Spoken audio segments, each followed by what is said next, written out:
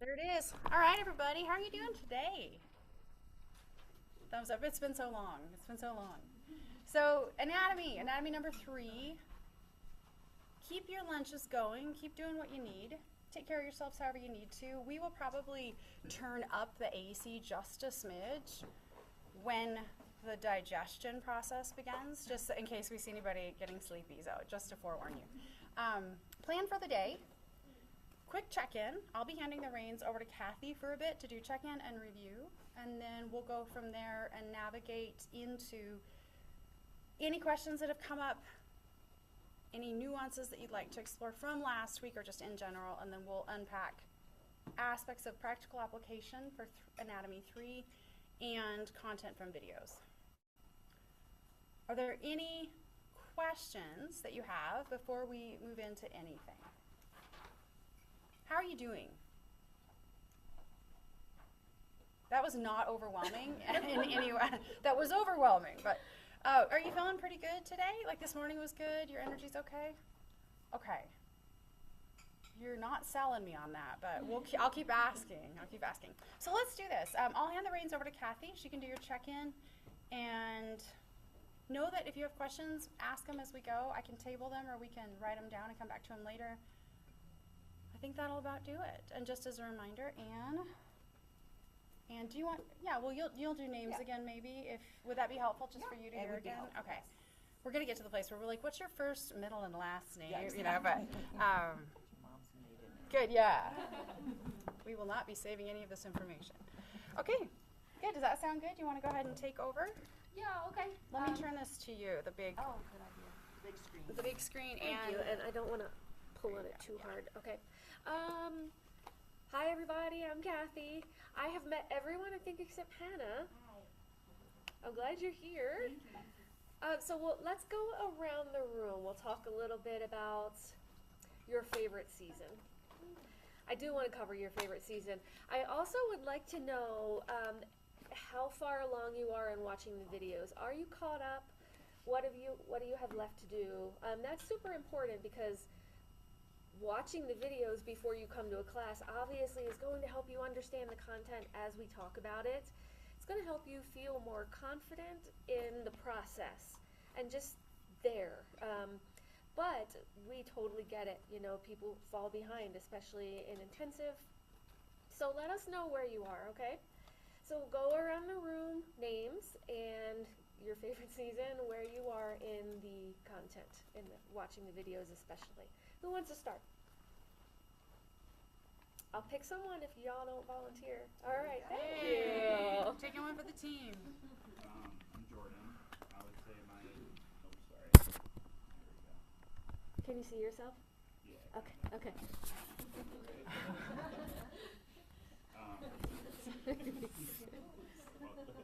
This is Jordan. I'm Jordan.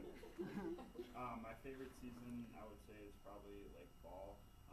I just grew up playing football a lot, and I just associate fall with football, so just love it.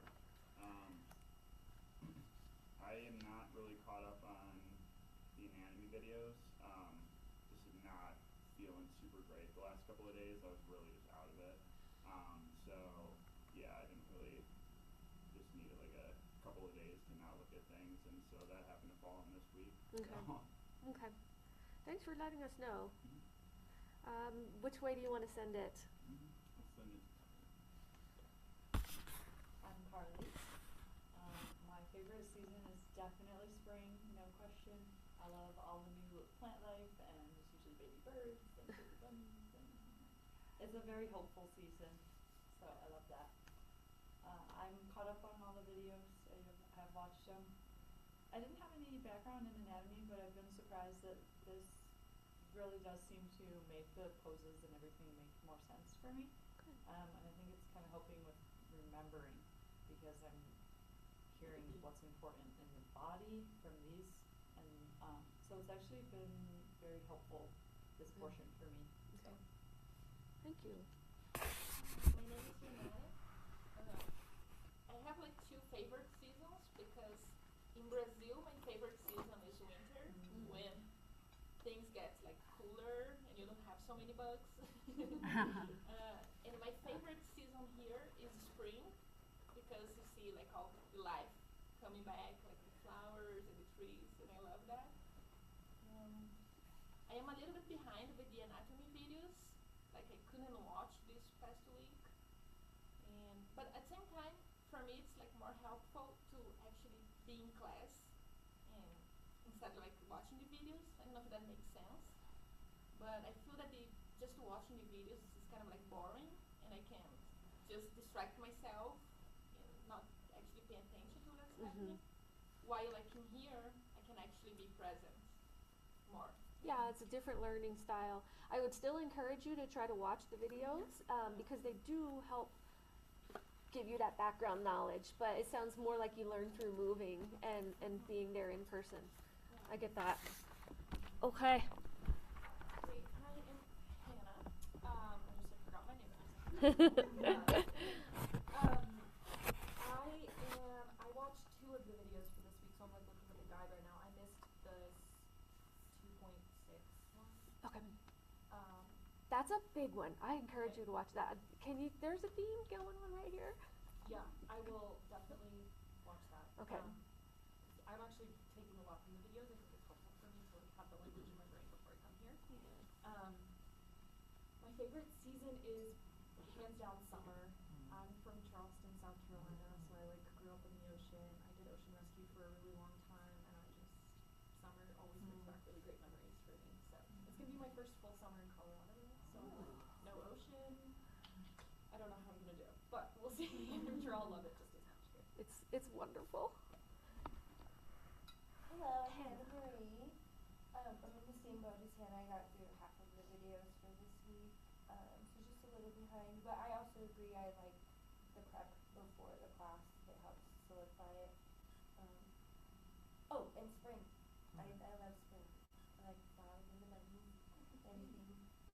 Lots of spring lovers. Great time of year. Seeing how it's March. Hi, I'm Little.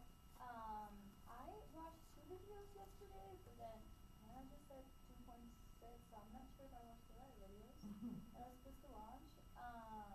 But I'm definitely a more in the room learner. Moving makes more connection in my brain.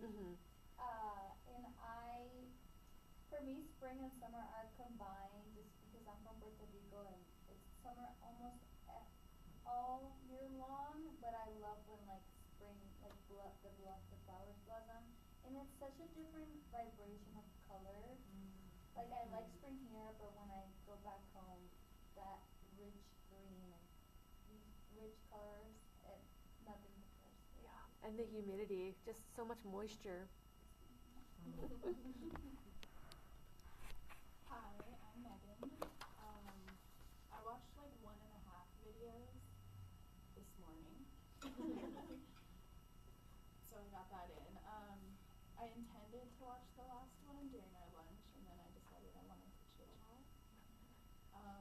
As far as my favorite season, I grew up in the mountains, so I know like last winter, this winter, and next winter. So winter is my favorite season. And then fall, they kind of merge together. I see like a lot of the leaves changing while it's snowing, which I think is really rare, but I love it. Ooh, that's a beautiful image. Thank you. Hi, I'm Katie. My favorite season used to be fall, and it still is. Like it has some warm feelings. I love all of the flavors that come out in fall. Like the crisp air, everything about it is very nice, but the days get shorter, which I'm not a big fan of. So recently I developed into loving summer more and becoming more of this is my time. I'm not caught up on the videos. Erica described it very well. It feels like I'm playing whack-a-mole, that when I start to do something really good, I feel like other things are getting neglected. But I've seen the other videos, so I have some, and I do enjoy like getting that prep and that information, and writing down notes and stuff is a good way for me to integrate it. So. Okay, thanks. Hi, I'm Hallie. I'm a fall lover. I love it. I'm a big football fan. I've never played it, but I really love it. I was a cheerleader, so I was like right there on the sidelines, and yeah, big fan. And I love the air, the crispness, the flavors. It's kind of like when the harvest, you know, you're bringing it together and like gonna get cozy for the winter. So it's just a good time that I really enjoy. I did watch all the videos. My little Capricorn self, like, can't help myself. I gotta check it off the list. And I mean, I kind of struggle, I think, in the anatomy, but it's growing on me and it's really fascinating. I think I would be so lost without the videos. So, yeah, that's where I'm going. Okay. Hi, I'm Anne. I am interning underneath Amy and alongside Kathy. I am a brand new instructor. I just finished my 200-hour last summer and tested out. I just finished my internship and I just got my first class. So I've also just started my 300. There's a lot of new stuff in my life. All good. So that's my background. I did, as a profession, I was a physical therapist for 34 years.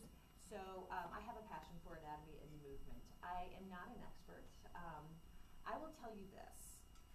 I feel like I watched all the videos. I watched every single one of them, even though they are boring, even though sometimes I didn't get all the content. I've learned anatomy so many different ways over the years, down from flashcards to books to dissecting a cadaver. These videos are done really well. Yes, they can be dry, but you guys, this is what you paid for. This is part of your curriculum. So do what you can with it, but you guys are leaving a lot on the table. No one needs to be an expert in anything anatomy-wise, but familiarize yourself with the body that is the beginning foundation of asana. Like, seriously, don't shortchange yourself. Make it a priority. Forgive yourself for the time frame, but start over today. They really are done so very well. So I'm a big proponent of watching the videos. I do love fall. I'm not a cheerleader. I've never played football. I do agree with you with the changing seasons. What I like about fall is that A, the harvest, there's bounty, and B, people, there's so many festivals. People come together with just joining community without there being a big, I mean, sometimes, you know, Halloween, and yes, there's Thanksgiving, but there's slowing down, coming inside. I love that. It's one of the things I've really tried to implement in my life is to start slowing down and to savor, and I feel like that is what fall is. So that's me. I love that. So My favorite is summer, and not because I love heat, it's because I love daylight. Yes. My joke is I am solar powered, and it's truly, it's not a joke. Like, when the sun comes up, I'm up, and when the sun goes down, I'm done. And specifically June, when it's before 5 o'clock and after 8 o'clock, like, that's my favorite. But I love mornings, so when the sun is out at 4:45, that's the best. All the birds, all that, like, I love watching sunrises, so anyway. And thank you for making the case as it relates to the videos. We talk about a sliver in here, and that sliver is important. The reason it's all called practical application is because it's supposed to be the application of the content that you learn in the videos. And all of the videos used to be required. So I really, really, really, really encourage you to not leave anything on the table and take advantage. And if you've watched all of them and you're like, yeah, these are really meaningful, watch all the other ones. I went through and tried to say, okay, this is a reasonable amount of prep time before each session. And in an ideal world, you'd be watching number 1, number 2, number 3, number 4, number 5. So if that is something that works for you, I encourage you to do so. But yeah, we can't make a strong enough case for it. It's really, really important, and it's well done. I will make one more point. We are evolving so slowly as a human species. This is the one thing that once you understand it, it will be the same for you at this age and when you're 80. And in our lifetime, we cannot say that about a lot of things. So what's here today will be here in 60 years as far as I know, as far as what the muscles are, the systems, and how humans operate. So it's time well invested. Absolutely. Well said. Well said. Good. Okay. All right. All right. Big spin at home, just so you know it's coming. I get dizzy when I watch these, so I know I'm not alone. Okay. Here we are back. I'm Kathy, everyone. I did watch the videos and a couple times, and fall used to be my favorite season when I lived on the East Coast. Love the changing colors and the smell of the leaves under your feet, and they're crunching. Here, fall is kind of non-existent, so I have switched to summer. like Amy, I love the sunshine so much. Just long days being outside. So, all right.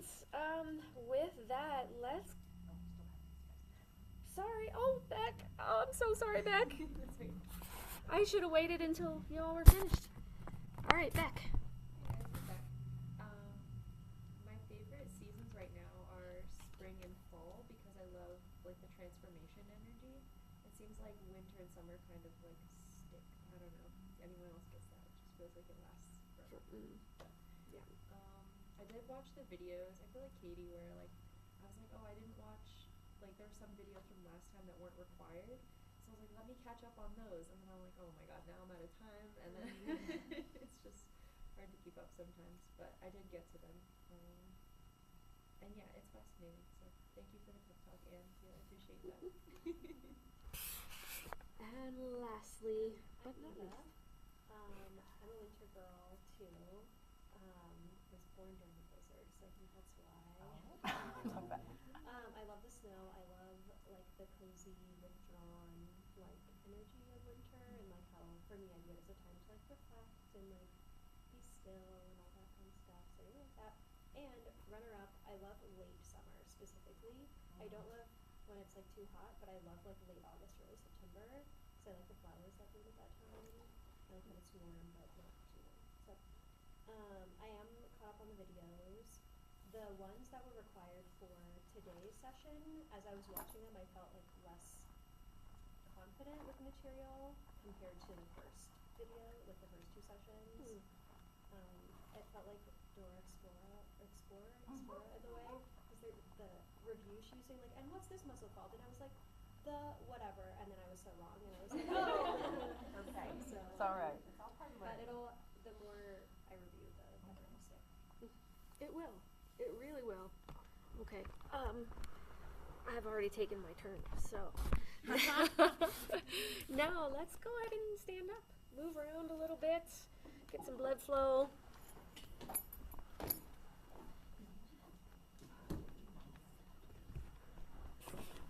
And we'll just do a little review of things we've covered.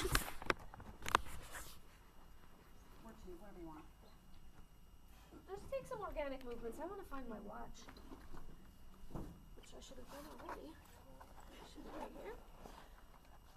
Get the blood flow going to the legs and arms. Take some elephant twists. Watch, watch, watch, watch. Okay, here we go. Okay.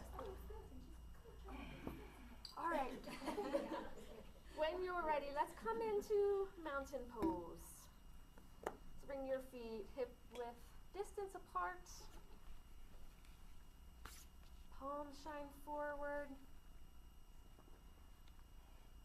Stand up nice and tall. Draw the crown of your head towards the ceiling. Tuck your low ribs in. Now, who can tell me what this position is called besides mountain? Who said that? Everyone points like it was her. Own it. Yes, it's the anatomical position. Good. Let's see. I'm going to go around the room. Y'all can release your mountain pose. I'm going to start with Kelly. Kelly, can you show me a position in which one knee is flexed and one hip is extended? So flexion and extension. Yes. Good. Okay, Katie. Can you show me some wrist extension? Yes, excellent. Megan, let's see. Can you show me a position in which both hips are,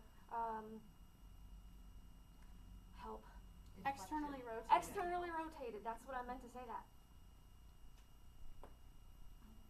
Yeah. Yes, excellent.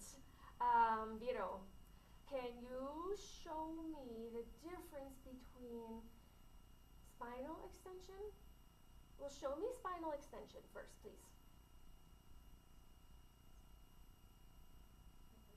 Yes. Okay, come on out of that. Now show me axial extension. Okay, so we were in mountain pose, and I said, what did I say about the crown of your head? Yes. Yes, excellent. Axial extension, reaching long, creating space between the vertebrae. Okay, one way to look at it. Hannah, tell me a pose in which you will find dorsiflexion at the ankle. Standing head to knee pose. Is that dorsiflex? Yes. Good. Yes. Oh, there's the hot stuff. Yeah. That's what's ingrained right now. Excellent. Okay. Let's see. The other Hannah. Hannah A. I'm a twin, so I go by like twin A, twin B. So yeah, I'm twin B, by the way. Thing one. Yeah, We're both twins. but we're not twins to each other. Yes. Right. And we live around the corner from each other also. Okay, Hannah, tell me a pose in which you can find, or show me a pose in which you can find wrist flexion.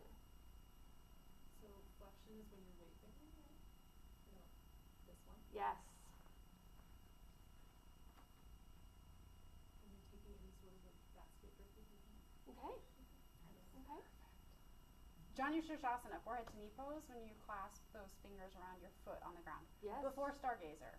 Frequently we do that. Yeah, the one you like. That's Yeah, good. so often you'll do that one and then you'll end up coming up and planting. So, Okay, thank you. Okay, Renata, can you show me a different pose in which you would find wrist flexion? You already know what wrist flexion is.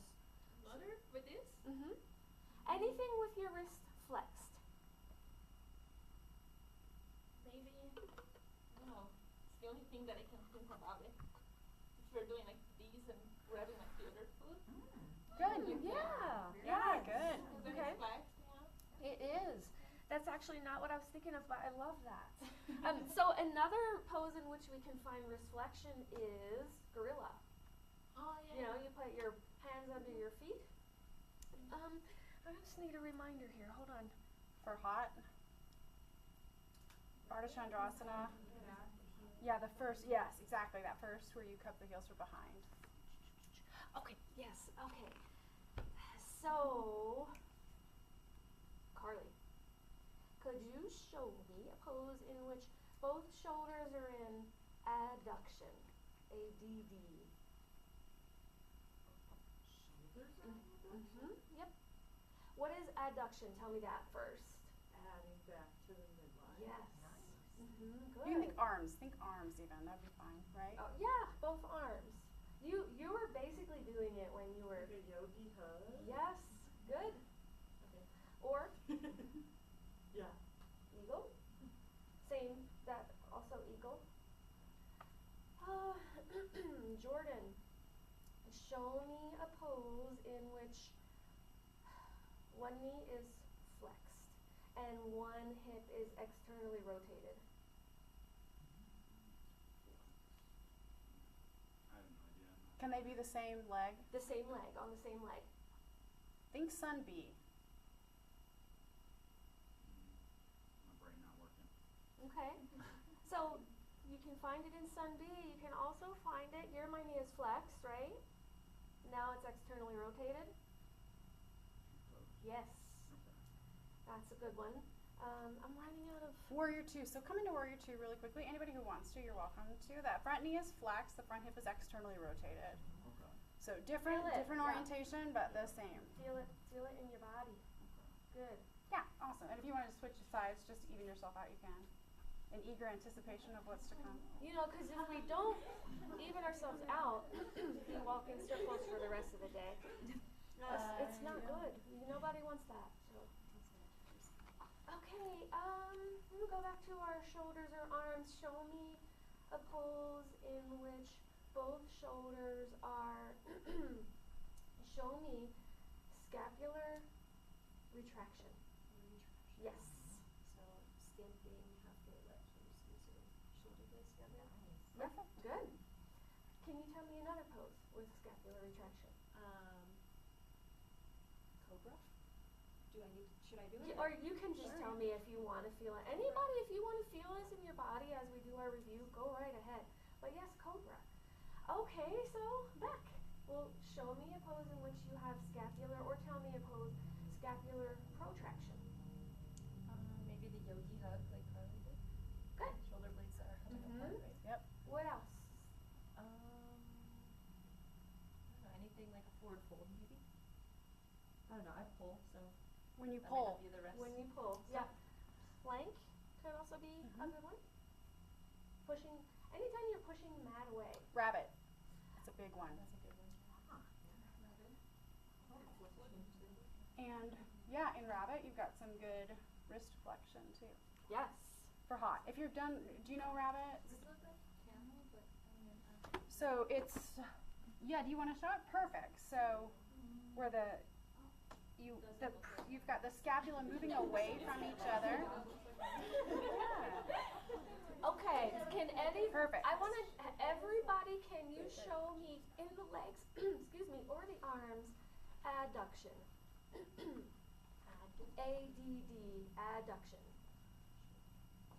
Hannah. Hannah, yep, Megan, yes.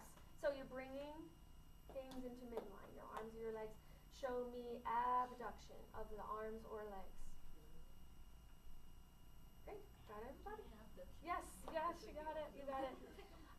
Everyone please show me scapular elevation. Okay, and scapular depression? Most everybody, okay. That's all I got. Should you want to add some more in? Good, yeah, I have an Anything idea. else? So when we are cueing a class, we're probably not going to say move into knee flexion, but we're going to give a cue that encourages somebody to do that. So this will be one where hopefully it will help you synthesize just a smidge what you just did. So I think we'll do it this way. Kelly, will you tell Katie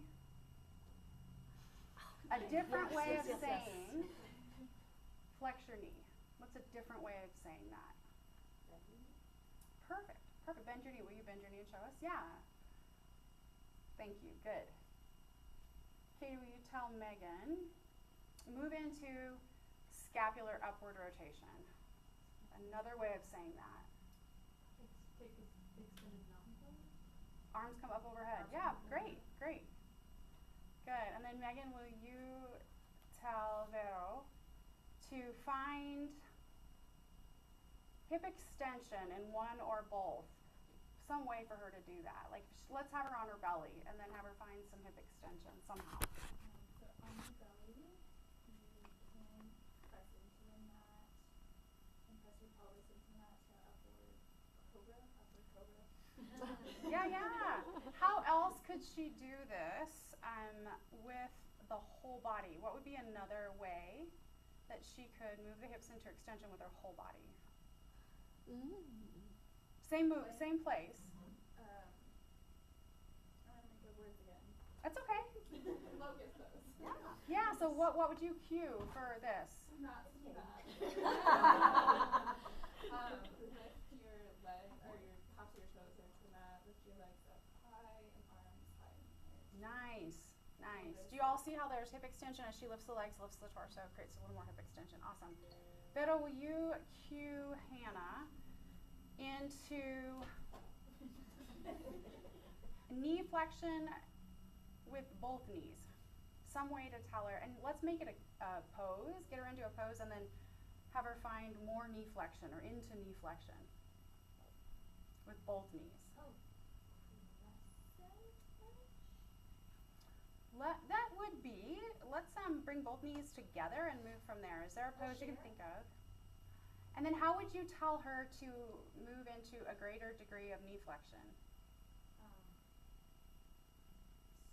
Sit lower. Fantastic. So do you all see that she moved into more knee flexion? Wonderful. Hannah, will you give other Hannah, not that you're other Hannah, but other Hannah. You've been other Hannah twice today. Will you encourage her to find plantar flexion in one or both? It doesn't matter. You just did it. That is plantar. So how would you, in layman's terms, how would you tell a student to? Point your toes. Good. Point your toes. Yeah. Point your toes. Fantastic. Hannah, will you cue Renata into the supine position. Lay down on your back. Supine. Lay down on your back. Yeah. Eyes facing the ceiling. Fantastic. Good, Renata, will you cue Carly into the prone position from where you just were? So Carly, will you assume the shape she was just in? And then I want you to tell her to go into the prone position. So just turn around and lay down on your belly. Lay on your belly. Fantastic. Good. Good, good. Carly, will you cue Jordan into from crescent into more knee extension with the back leg.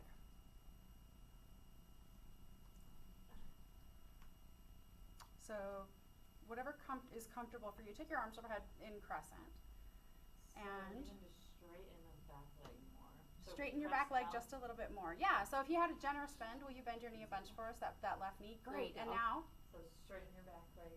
Could I say press your heel? push towards through your heel. ground? Okay. Fantastic, really good. Jordan, will you cue Eva in plank pose? And on your knees is fine. Will you tell her to have more scapular protraction?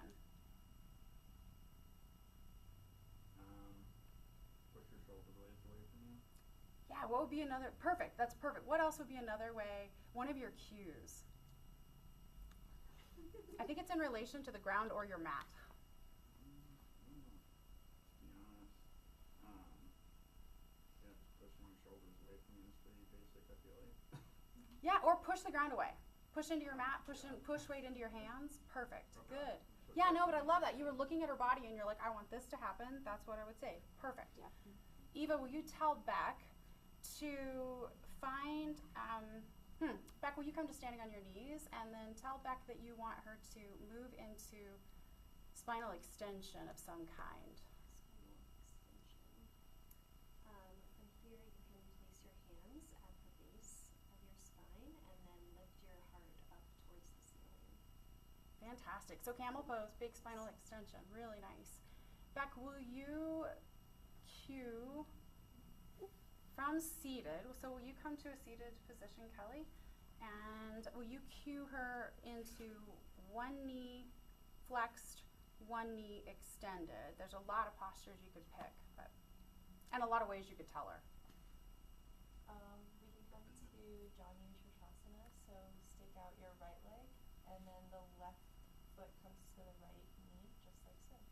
Fantastic. Really, really good.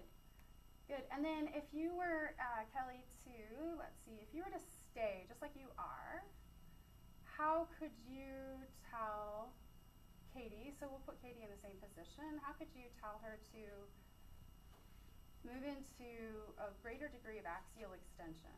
Let me pause you there as well. If you know the name of the pose, like Janu Shirshasana, you knew what it was. It looked like you did. Okay. She's like, lucky guess. Yeah. So for everyone, don't come into the pose like just do what your teacher is saying, like physically, okay? So Kelly, Got it? Okay. tell her to find more axial extension. Lift through the crown of your head. Fantastic. Yes. Really good. Really, really good. Okay, and then let's do this. Katie, will you have Megan move into a posture with knee extension where you want her to find more scapular retraction? She's in a pose with knee extension and you want her to find more scapular retraction. So two different things, but I'm setting you up to find a specific couple postures potentially. Okay. From here, straighten your legs, engage your quads. Perfect. That's the knee extension piece. And then how could she find scapular retraction? Pull your hands down towards the ground. Keep your hands down. You're getting there. And then what else? What other little thing could you tell her to do? Interlace your fingers behind your back. Fantastic. Perfect. So do you see that? She straight legs, engage your quadriceps, engage the front side of your thighs. And then from here, you went into retraction, squeeze the shoulder blades together by finding that bind. Good. And then will you, Vero, take that position that Megan is in? Megan, will you encourage her to move into more shoulder extension? Release the grip from your hands and circle sweep your arms above your head.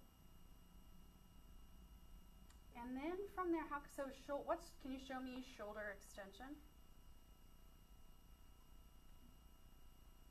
I'm not thinking. No, that's okay. Oh. There you go. So More shoulder. Oh, where she was. Go back to Fantastic. So what could happen? What could be some cues where you're like, I want you to get more shoulder extension out of this. We're opening your shoulders. How would you? You can engage your core and bend from your hips or forward fold and let your arms come above as far as you feel comfortable. Wonderful. Really nice. Really, really nice. Slowly come back up. Good. Really nice job. All right. Vero, will you cue Hannah let's say she is in chair pose. How can you cue her to change her pelvic position? What are some ways that you could encourage that? Tuck in your tailbone or neutral tailbone. Yeah, what's another word besides tuck? Drop. And the reason that we use, you can come out of it, thank you. The reason we use drop is for the student who is, yesterday we were talking about, for the student that is like this, and we say tuck, they're going to tuck even more, and that's not what we're asking. But for the student who's like this, tuck would be appropriate, but if we say drop, usually it'll get people to find neutral from wherever they're coming. Nice. Okay, let's do one more little tidbit. Okay, so Hannah, will you cue Hannah into, right where she is?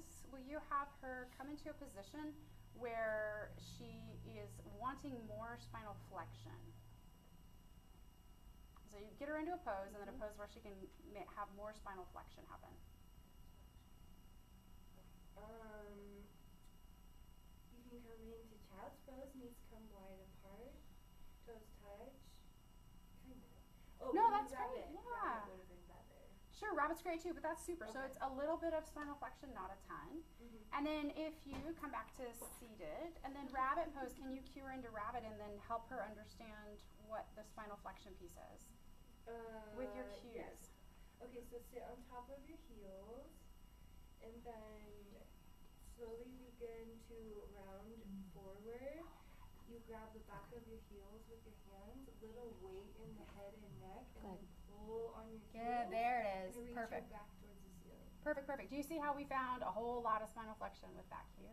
Fabulous. Hannah, will you find a way for Renata to move into a greater degree of knee extension and axial extension from the stance that she's in right now? Press both feet into the mat and engage your quads as you imagine a string pulling you from the top of your head up to the ceiling. Good, nice job, nice. So engage the quads, that was responsible for knee extension, and then axial extension, that lifting up. Renata, from that, could you take that position, Carly, that she was just in? What other cue could you give this student if you noticed that the belly was forward to find more axial extension? Strengthen your spine and engage your core. Engage your core, fantastic, engage your core. Do you have any ideas? Okay, yeah. Carly, you're gonna ask Jordan to do it now.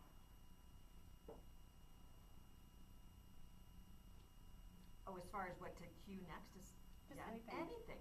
Okay. I didn't mean to put you on the No, hot no, seat. no, You're it's like, just- oh gosh, it's yeah. just a thinkable pause. I think pauses are really good to stop and think. Pauses and I are. applaud everyone who was doing it. Like, it's okay to stop and think. It's perfect. Okay. Let's Sorry, I did see not here. mean to put you No, on the no, hot no, no. seat.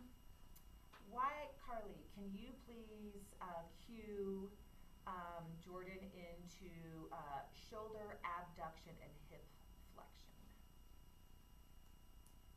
It's okay to stop and think, and it's also okay, like, just to think out loud. Flexion and shoulder abduction. Abduction. Yes. You were actually what you were just moving through, tell him how to do that in what, it doesn't have to be a perfect cue, just how, get him to move into that shape. Well, as kind of forward folding, so hinging at the hips forward a little. I don't have a pose that I can That's think okay, of. that's great, you're doing great, that's fine. And then how do you get, From there, put your arms out. Wide. Yeah, swan dive forward can be one. Swan dive Swan dive forward. forward, Oh, I was right. doing it. And that's okay. that was great. Wide-legged forward fold might be another one. Both legs and arms are an Yeah. abduction. Okay. Good. The thinking process is really the goal of this, whether you get it Absolutely. like right or wrong. It's the Okay, thinking it's process. the thinking process. Several of you yesterday said it is beneficial when the word mistake came up, which I wouldn't call it mistake, but several of you said when I make a mistake, I learn from that. Like, and I wouldn't call any of this mistake. But sometimes that moment of hesitation where you're like, oh, I didn't nail it in the first second. Sometimes there's this sticking power. So not that I'm saying that. Right, But when you no. checked in yesterday, several of you used that specific term. Jordan, will you cue Eva from the stance that she's in into a stance with more adduction of the legs? And she may need to toggle her body. You may come up with some clever way of, yeah, so abduction rather, abduction, abduction. No, that's okay. So what's abduction? What's adduction? Abduction is, I don't know. You just did it. Yes. Out and away from midline. And then adduction is back into midline. Okay. So you if wanna we're go talking abduct? lower extremity, how could you get her to set up for a pose even, or move from wherever she is, where she's going to abduct? Could that be like a wide-legged? How would you tell her to do that? So you could spread your legs wide, hinge at the hips, and fold forward. Perfect, yeah, spread the legs wide, so step your feet out away from each other. Fantastic. And then Eva, say that Beck is in that wide-legged forward fold. If you'll come into wide-legged forward fold for her.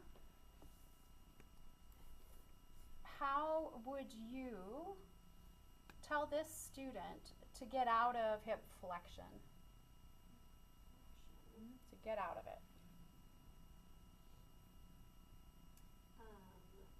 Engage your core and your quads and slowly rise up back to standing position. Fantastic. Very good. Yeah, so from hip flexion, standing back up. And then Beck, last but not least, will you cue, everybody else went, right? Okay, I saw that giggle. I was like, wait a minute, did I miss somebody? Will you cue Kelly into hip internal rotation? Yes. Would I feel like that? I don't know. So where she's at would be the opposite of that. So how could you get her to, From there you could lay down and bring your knees up and take a fallen bridge. So knees to touch and feet out wide. terrific, yeah. And then if she were to windshield wiper, we could get even more with the one hip as it comes in, just a little more on the other. But yeah, that's perfect. Perfect, perfect, perfect. A supine twist would be internal hip rotation on one side. For many people, yes. For some, no. It just kind of depends. So wouldn't you say, like, for some people you'll see internal rotation, for some people you'll just see some adduction. So depending on where if you continue to drop and it sort of turns, it's really about the movement of the femur in the ball. So for some folks you'll see that twisting, and for other it will just sort of stop there and it wouldn't necessarily be internal rotation. Does that answer your question? Good question. I have a question. Yes. What happens anatomically when you like crack something? Like I am curious about that because sometimes I feel like, oh, don't crack your knuckles, that's a really bad thing. And then naturally, sometimes you just kind of like pop like I just did. So I don't know. I'm just curious. Do you want to answer that one? I mean, it's a multi-layered question. Yeah. Okay. But when you pull your knuckles apart, you're really creating like a negative pressure within the joint. So that's often what you're hearing when you crack your knuckles in your joints. Sometimes when you get into a pose, you might be, oh my gosh, I feel snapping there. It could be a tendon rolling over a bony prominence. It just depends on every some people it's very, very common, some people it's not, sometimes it hurts. The pain related to that is more indicative than, ooh, I just heard a snap. So, does that answer some of it? Yeah. Yeah. Because like for me, that felt nice. Yeah, so yes, right there, good, that wasn't a bad thing. If you're hearing pain or feeling pain with popping or snapping, then I would start connecting to what am I doing, is that an injury, am I overstretching something? Okay, thank you. Good. All right, gang, let's take 5. It is 12, 16, so come back at 12:21, and then we'll regroup from there. Fun, so fun. Good work. Yeah. Sorry, I didn't mean to put you on the spot. No, like That was great, though. Do you want to pause the recording or just leave Yeah, that we'll pause on? recording, yeah. I'm going to turn it around to you, Yeah, but I'm let going to me go the other way. pause. Do it. How did that feel, everybody? How did you feel? Did you know more than you thought? We're back. We're back online. Oh, thank you. I really liked it. Yeah, was that helpful? Just for you to realize that you know how to say the things. With the words helps. And to The movement. match cues to the words. To see it happen, to see what it is. Because you're not going to say, make axial extension happen. But you might say engage your core, draw navel to spine, lift up, find length, those sorts of things. So what I would love for you to do now is we'll just split it straight down the middle. This half of the room, come into chair pose. This half of the room, I want you to watch them. And you have for reference the anatomical practical application 3. We're not going to be filling in the cues that correspond, but we are going to be looking at anatomy. So whatever your chair is, I want you to come into chair. And then as you come into chair, over here, Katie, what's happening at both knees? Flexion. Yes, and if you wanted to get her to straighten the knees, what could you say about the muscles? What could you say about muscles if you wanted her to straighten her knees? Press your feet into the ground and engage your quads to straighten your legs. Perfect, that's great, that's wonderful. Good, good, good, yes, nice, all right. Jordan, so your shoulders are down as compared to Carly's are up, which is awesome. If you're in chair, what would be a way that you could be in chair with shoulders down? That's sort of what we give folks as an option. So Megan, how would you cue Jordan as your student to do something with his hands if he opts not to have them overhead? If the hands over your head are too much, you can bring your hands to prayer, thumbs to sternum, heart center. Perfect, really nice. And then in that movement, Vero, if you saw one of these two students struggling with elevation of the scapula, what could you tell them to do? Maybe it's what Jordan did, or maybe it's a different cue. It could be soften your shoulders or shoulders away from ears. Yeah, so we found less of that elevation. And then likewise, you could bring hands to heart center if this is creating tension. Good, you can come out of chair pose as you'd like. Good, nice job. And then one thing I'd like to do is this side of the room, stand up, and I'm just gonna kind of call on people. Hannah, I haven't forgotten you're like on deck or you're up next, and I'll just kind of keep moving my way around. So this side of the room, if you want to take a look, if you all want to move into chair, whatever your chair traditionally is. So things to notice, one of your cues is something to the effect of feet can be hip width distance or feet can be touching. So one of your classmates has feet together, several are hip width distance. And then Kelly, if you were to stand mat width distance or thereabouts, you guys on this side of the room, does that look, and then come to chair.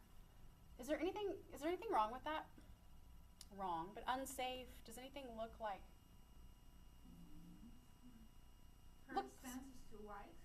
But if that was what you saw a student and you said, bring your feet hip width distance, and you saw somebody intentionally go really wide every single time they've taken your class for 10 years.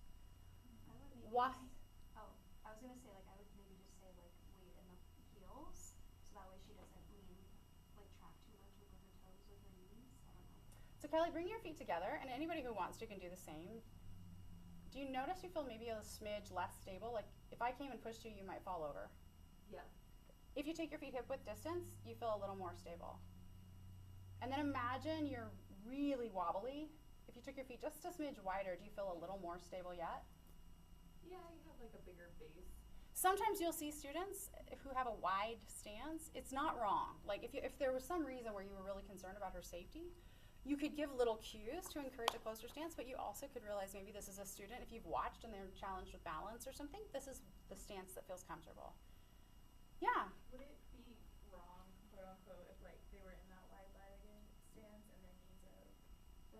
then Good I would be question. concerned. That would be a student where I would give the cue again.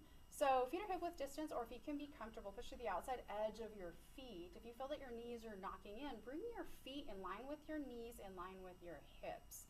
Because ideally we have hips over knees over feet. Like that's ideal. And then you can move from there a lot, but that would be where, if they were knocking in, that would be where I might even go over and say, you know, yeah, something to this effect, where you're encouraging a little bit wider.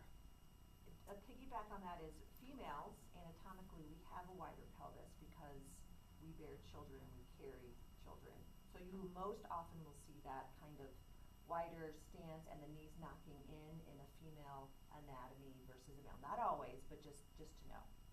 So just be aware. And so that might be a student where they might need to adjust foot stance and or change what they're doing with their knees, like some of that. Good. So from chair, what's going on in the elbows? Traditional chair. On this side of the room. Anybody who wants to be in chair can be in a. Hannah, why don't you answer that one? What's going on at the elbows? I feel like they're supposed to be slightly bent. Yeah, and then what are they primarily? Arms are Parallel? straight, right? Straight, yeah. And then how, if they're straight or slightly bent, what's an anatomical term that we've used for that? Flex. So they're in extension with a little bit of flexion, right? In extension, straight elbows, a little bit of flexion. Good, you can come on out of it. So if you saw a student who was up on their tippy toes, are they an ankle dorsiflexion or plantar flexion or somewhere in between? Somewhere in between, right? Like there's, would you say there's somewhere in between? We call it flointing, but P point, flex, dorsiflexion. Anyway, not wrong, not right. But in hot, we tell folks to come up onto tiptoes, and then there's a lot of knocking in. There actually is an intentional knee knocking in. That's a whole different story. But sink weight into your heels. As you sink weight into your heels, what muscles do you feel? Even if you don't know the names of the muscles, where do you feel engagement? So drop your heels down, sit heavy in the heels. Yeah, you feel it on the front side of the legs. Where else do you feel it? Quadriceps and glutes. Yep, perfect. Those big primary muscles. Good, Becky. Good. I told you you were going to do this, and then I'm doing it. That's okay. I wasn't up to par for this anyway. No, that's okay. Good. And then come on down, have a seat, gang.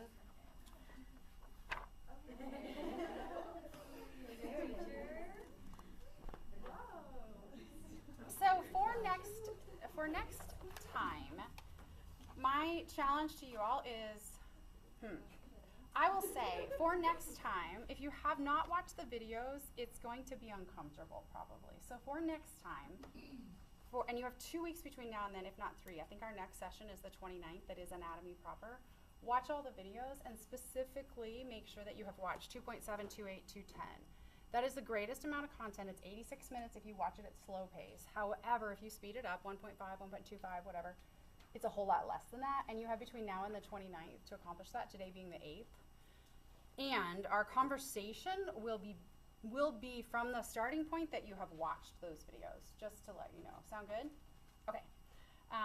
Let's pivot into a little activity with this chart, so with your practical application 3 and Warrior 2.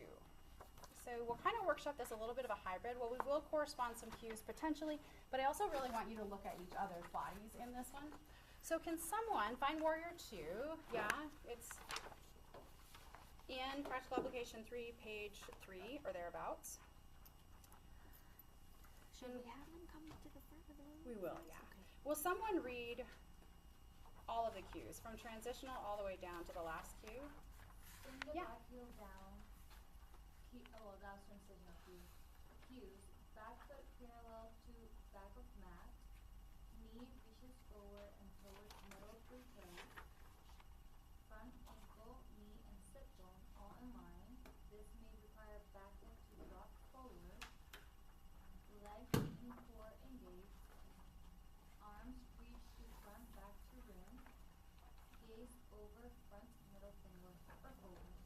Fantastic. All right, so as we look at the picture down there of Jen, we've got all the different things happening, sort of identified, if you can see the lines that connect in. What I would like to do now is pivot and let's have Who would like to volunteer to be a body? Does someone, would someone, yeah, come on in. I have brought a mat, so I'll have you come to the center of the room. Will you spin that around? Yep. And come into Warrior 2. And so as a group, I want you to look at the first thing that's happening in Warrior 2. What is that first thing? The anatomical movement? Yeah, face this way. Anatomical movement, what is it? Oh, sorry, on your list. Axial extension. So one of the what's one of the adjustments? One of the ways I can help this student find axial extension? Yes. Yes. So I'm right here, right? I'm helping lift up, not to pull her out, but to encourage lengthen the spine. Correct? Good. And then if this student, let's say, had their arms sort of, right here. How can I encourage a little more shoulder abduction and, or if you want to think it flexion, lateral flexion, how can I encourage that? With an adjustment. Yes, what could I do to help that?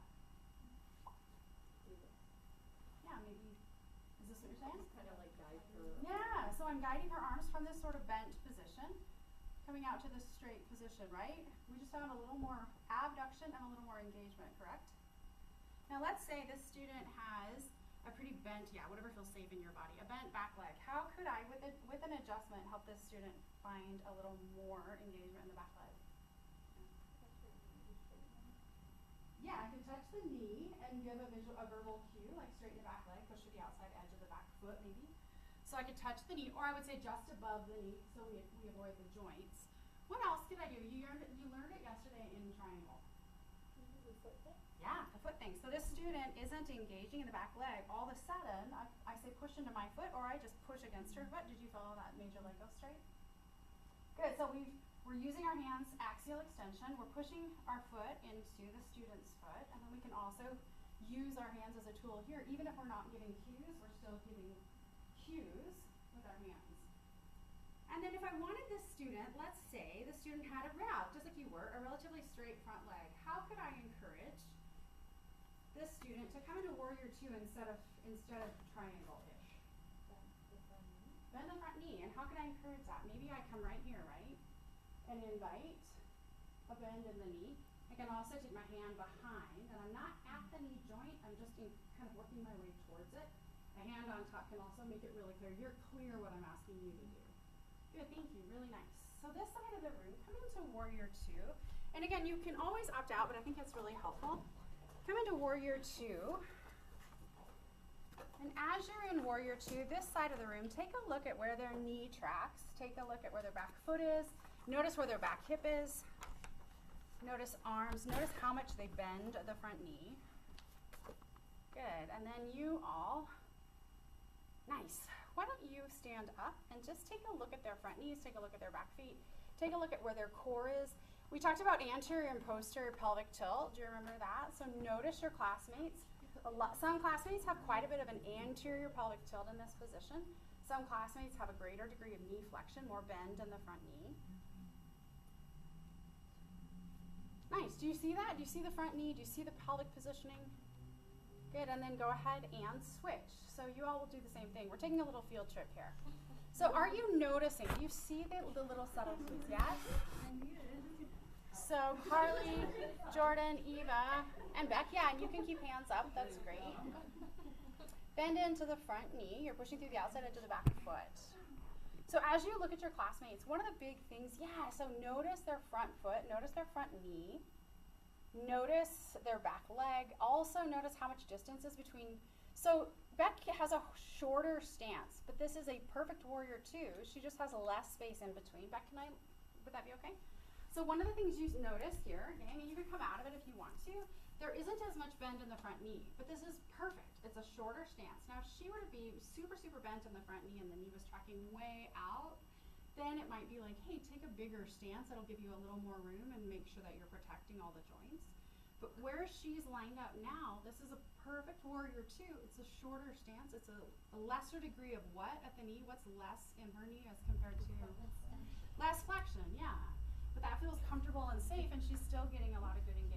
And then over here, Carly has a bigger distance between front and back leg. You can see, so does Renata. And then if Carly wanted to bend more into the front knee, then we see more knee flexion, right? And we start to really want to make sure that the back leg is engaged. Good, and then with Jordan, likewise, he has somewhere in the middle stance, I'd say. So front to back, and you'll notice ankle and, or foot rather, the heel and the heel are in alignment. Some students will take heel to arch, some students will have a little bit wider stance. Nice, and then you all can come out of it. So your adjustment in Warrior 2, the front knee, right? We give an adjustment for the front knee. Would someone else be a model in the center? Anybody else? Yeah, Hannah. And this can be much like, if you think Warrior 2, or in turn face the other direction, just hot yoga triangle is fine, but let's do Warrior 2 for now. So, front knee often will dip inward. And your adjustment is to invite this opening here, right? So frequently this happens, and there's often a hip and knee combination that happens. But in Hannah's body, it more or less is front knee, tracking towards middle three toes. We give this invitation. What can I do to facilitate axial extension again? Yeah, lengthen here. And then drop your back hip down just a little bit. Shoulders stack over the hips. And push your head into my hand. When I have her push her head into my hand, what is happening? Just what do you see? Her whole spine is in a line, right? As compared to much of the spine and then the head forward. Not that that's one of your things that you need to do, but just good to see. Thank you very much. All right, so let's look at your worksheet and just take a glance at what all's going on, and then I want to unpack it just a bit. So we looked at axial extension, hip abduction, the feet are apart from each other. Front leg knee flexion, we saw that generous bend in the front leg. Front leg hip flexion, right? Front leg external rotation. I'll beat the body here. So you see all those things, right? Front leg knee flexion, front leg hip flexion, front leg external rotation. Now we start to look at the back leg, and this is where I'm going to have you all stand up momentarily. So back leg knee extension, straight leg. And then back leg, it says hip internal rotation or neutral. So when we look at, we were talking yesterday about the cue with triangle and how we wanted this hip to go where it goes. I often will say build the pose from the knee and let the hip follow. So if I'm trying to make my hips point this way, do you notice what happened with my front knee? It dipped in. If I build the pose from my knee, my back hip will follow, and what I might need to do is angle the back foot at a 45 to allow that to happen. So come on up into Warrior 2. And then once you're in Warrior 2, I want you to bring your hands to your hips and just notice where your headlights point. Hands to hips, and notice if your back hip points at a 45, notice if it points straight away from you, and then really check in with your front knee and see if you are more neutral or more internally rotated. In the back hip, based on building the pose from the front knee. Good, so your hips, I'd say, where do they shine? Probably, so what is this? Would you say she's neutral or has a little more internal rotation of the back leg? Maybe a little more internal rotation, right? Pretty neutral, a little internal rotation. Carly, that sort of 45, that's usually, you can see here, so that we're actually seeing like the femur, if you want to think of it as the long bone here, it's turning inward towards midline in the joint versus that ball being a little more open, neutral. And then obviously the front one, we've got external rotation. So how about you? Let's see. You're at about a 45-ish. Does anybody feel like their hips are really straight? You could probably demonstrate it, but it doesn't feel as good. Yeah. Yep. So in Hannah, and if you want, would you come in the center? So, and everybody can just take a look. This is just good to see because you'll see so many different bodies in Warrior 2, so many different times. So both hips, we shine both hips towards the back of the room. In Warrior 2, so you can see that we're pretty neutral here, right? And then will you allow your left hip to move into more of a internal rotation? Very subtle. Now angle your toe towards the front corner. That also changed quite a bit. So if you see somebody really struggling, or they say their hips hurt, or it just seems like their front knee is chronically leaning in, it might be that they benefit from turning their front toe at a little bit more of an angle to allow for safe alignment. Good, so take a moment, whatever side you did, and yourself out too, Hannah. Just feel into the other side. Feel the length in your spine. Notice how your shoulders are facing in a slightly different direction than your hips, which is just fine. Notice what your neck does. Often we forget the neck is an extension of the rest of the spine. Push to the outside edge of your back foot. When you push to the outside edge of your back foot, what muscles do you feel? Or what part of your leg is doing something? Quad. Yeah, your quad. That's great. Probably you'll feel it in your glute a little bit. Different parts of your glute as well. If you can do both, what do you Totally choose? up to you, whatever feels safe and comfortable. It really is. If it doesn't feel like you're creating stress anywhere, if it's not painful, if it doesn't, whatever feels safe and comfortable, just check your alignment. So if your back hip, if your foot tends to be turned out, just make sure it's parallel or at a slight angle. And then make sure that your front knee is in line with the ankle, that it's tracking towards kind of your outer 3 toes. And then from there, if you have options, you can just see what feels the safest. Because I want you to be able to do yoga as long as you want to do yoga. Whatever it looks like.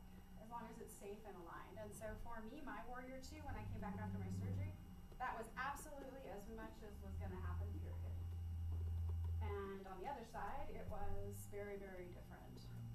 And so, but that's okay, you know, it's like those are the moments where we realize it's not necessarily about how it looks, it's about embodying the posture. What questions do you have about the hips? So we talk about keep Warrior 2 alignment in Warrior 2, extended side angle, reverse Warrior, and then conceptually in triangle. So if there are any questions you have, this is a really important posture that you'll often see some bizarre things happen. I had half the room look at pelvic positioning. When you're in the pose, what I want you to think about here is often if you are in this sort of hyperlordotic or extreme anterior pelvic tilt just when you hang out, you'll bring that to your mat. So if I'm not thinking about it, let's see, you can see how I'm kind of in this anterior pelvic tilt. I can easily stay in that same pelvic position in Warrior 2. I can stay in it in triangle. I can stay in it when I move into wide-legged forward fold. And so we drop the tailbone, we find core engagement, and then we move into postures, and you'll notice that frequently changes pelvic positioning. So take a feel in your own body. Yeah, Carly, I like that. So you're kind of exploring where your pelvic positioning is. You actually, without tucking, you're very neutral. So you can actually allow for a little more of that anterior tilt rather than forcing posterior. Glutes are engaged, core is engaged, and whatever feels safe in your body. Yeah, and so it's gonna look different in all the bodies. It's not wrong, it's not right. A little bit of core engagement, a little bit of glute engagement. That can be a good guiding light for your neutral pelvic position. Good. Any questions? Do you have any questions about this? How does this feel? The same, different? Yeah. Just because we did the beginners right before this. Yes, yes. So she was talking about cues just being like foundational and safety. Yep. Important if people aren't going to hear a lot of stuff. So most important ones in this is knee tracking forward. Front toes point straight forward. Back foot parallel with the short edge of your mat, thereabouts. And what happens with the hip is You just let the hip do what it does. We're not Okay, worried so about knee telling is people what to do. okay. Yeah. And what we sometimes see though is the more people practice, they're like, I want to make it look like this. And so then you start to, I mean, not always, but sometimes you'll then see some shearing, or it's just a lack of awareness as to what the knee is doing. So constantly reinforcing front knee tracks towards middle 3 toes. Let the back hip move as it does. But for beginners, the front toes pointing straight forward. Okay. And then knee over ankle. Sometimes you'll see where if people have a short stance and then they bend a lot, you'll see that, yeah. And that's not inherently bad per se, but over and over and over and over and over, depending upon, it can become problematic. Yeah, other question? So you're saying we're letting the hip do what it does. Yep, Yesterday we did triangle. Correct. And you said you want your hip to be in Warrior 2. which is doing what it does. Doing what it does. So Yeah. the people that have their hips neutral, we wouldn't correct that. Correct. Okay. That's why that cue that was a little confusing, like the back hip shines down and forward, or that's why for those students it may not make sense, but for students who have a little more internal rotation, you want them to keep it. Okay. For folks who are neutral, You They just don't don't want need- their hips moving when they're We just don't want them to like whether they're neutral. try or- and shim them back open. Gotcha. That's kind of what that cue was about, but it's not, it'll make sense to some bodies, and for other students it won't really be relevant or necessary, but it's not gonna hurt them if they move into more internal rotation. Okay. It might, over the long haul, not be ideal if they are opening hips when they come into triangle. Okay. Does that make sense? Yeah. So internal rotation would be. So yeah, so if you were set up warrior 2 position, and then if you close that back headlight towards me, like say, other direction, your right leg, so bring, yeah, there we go. So if you are more internally rotated as you're in triangle pose, it's not a problem. Okay. But say you had that amount of internal rotation in your warrior 2, and now you're trying to swivel, yeah, and now you're coming into triangle, it might not be ideal for hips and knees. Okay. All right. That makes sense. Okay. Good. Why do we cue inhale, reach forward as we prepare for extended side angle? What is that about? Or in hot yoga triangle, either one. What are we cueing? We're yeah, axial extension. And then when we bring elbow to the inside or top of the front knee, what then are we facilitating? So if you want, come into your body, warrior 2. Inhale, reach forward. Notice axial extension, a little more axial extension. And then when you bring elbow to knee and top arm reaches up, bottom arm reaches down, elbow can be to knee on the inside, the top of, it's kind of up to you. What do you notice? You created axial extension, and then what happened? Which is also called what? Spinal rotation. Yeah, there's a little bit of spinal rotation there. But for safety's sake, we create length and then we rotate. We create length and then we rotate. Pretty much universally, we lengthen and then we move from there. Beautiful. And those of you who did it, you can switch sides. Why do we give the high five? Core engagement. Fantastic. Why else? Shoulder. Positioning. Well, they're in a, it's getting, their shoulder is, it could be a lot of different shapes that you might see, but we're trying to facilitate good alignment. Yeah. What often happens in this posture? Carly, can I pick on you? Just to, not pick on you, but like point you out because you're in it. Will you come back to extended side angle? So often what we see is when people get focused on, there's so much happening here, the front knee will start to dip in. And it did for you just a little bit. So invite your knee to open using your right forearm. And now let your back hip follow. So if your left hip shines more towards the front corner of your mat, that's just fine. Keep pushing your front knee just a hair. There, does that feel a little bit better? Yeah. It actually looks like you have really solid alignment there. I don't know if you all could see that. But these are the little things where it's not wrong, but we're just helping the student be as safe as possible. So it's not about wrong and right, it's about safety for longevity. Fantastic. All right, here's what I want you to do. So we workshopped, in general, warrior 2. The back leg, we talked about hip internal rotation or neutral. The back leg with a straight back leg, knee extension. When we spin the back heel down, that actually impacts the whole hip spectrum. But if I stay, this is one thing just to consider. If I'm in low lunge, if I don't spin the back heel down, this isn't warrior 2, right? My back hip is still pointing in a very different shape. So key ingredient to come into warrior 2 is spinning the back heel down, which actually allows the front hip to be in this position of external rotation. Sometimes it seems a little counter, but if I don't spin the back heel down, I'm still in a hip neutral position, like a crescent lunge. By spinning it down, this hip is opening, and then this hip is either neutral or internally rotating, as counter as that seems. Reverse warrior, just really quickly, I'm going to have you break into some workshop things, but what happens in reverse warrior? Nothing with the lower body. And then in the spine, we've talked about different movements. What is this?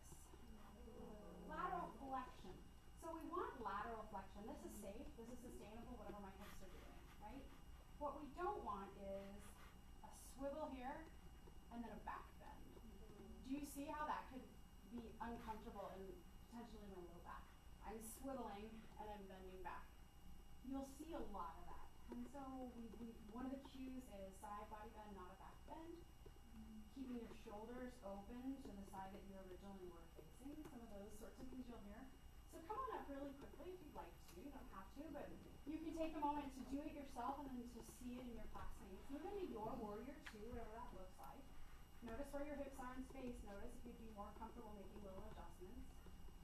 Arms reach out, and then come to your reverse warrior, whatever that is. And then notice if your back shoulder has tucked in, if you could find a little more opening. Notice if you've lost the knee bend in the front leg. Good. Notice if you could push through the outside edge of your back foot a little bit more. And notice your neck. Did your chin come towards your chest? Could you find better alignment in your neck? Good. Did anyone feel that they tend to shear and come into a back bend? For some students, like based on their anatomy, it's not the end of the world, but universally, the whole room is a whole lot safer if we're really in true lateral flexion. Do you have either of you have anything to add to that as far as the positioning? Only that I totally agree with you. Most people, and myself included, when I was first learning this pose, I wasn't getting into the lateral flexion aspect of it. And once you help a student find it, it's an aha moment. It was for me. So, good company. One of the cues that we give is to invite keeping the front knee bent, because you'll see people, they go whoop, they straighten their front leg. It's a different pose. It's not the end of the world, but we want them to be in reverse warrior. But especially, you talked about beginners this morning. When you say reverse, a lot of times people are like, oh, this must be reverse, because this would be side warrior or something. So just something to keep an eye on. And frequently, if you are mindful of where the shoulders are, that can help you, and really helping students find space at the hip. So would someone be a volunteer? Anybody? Come to the center for me. Yeah, would be Kelly. Come into reverse warrior. Good. And so we see she takes the half bind.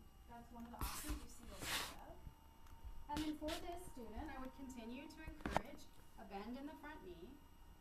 And then I probably would actually bring some awareness and then really facilitate the lateral flexion.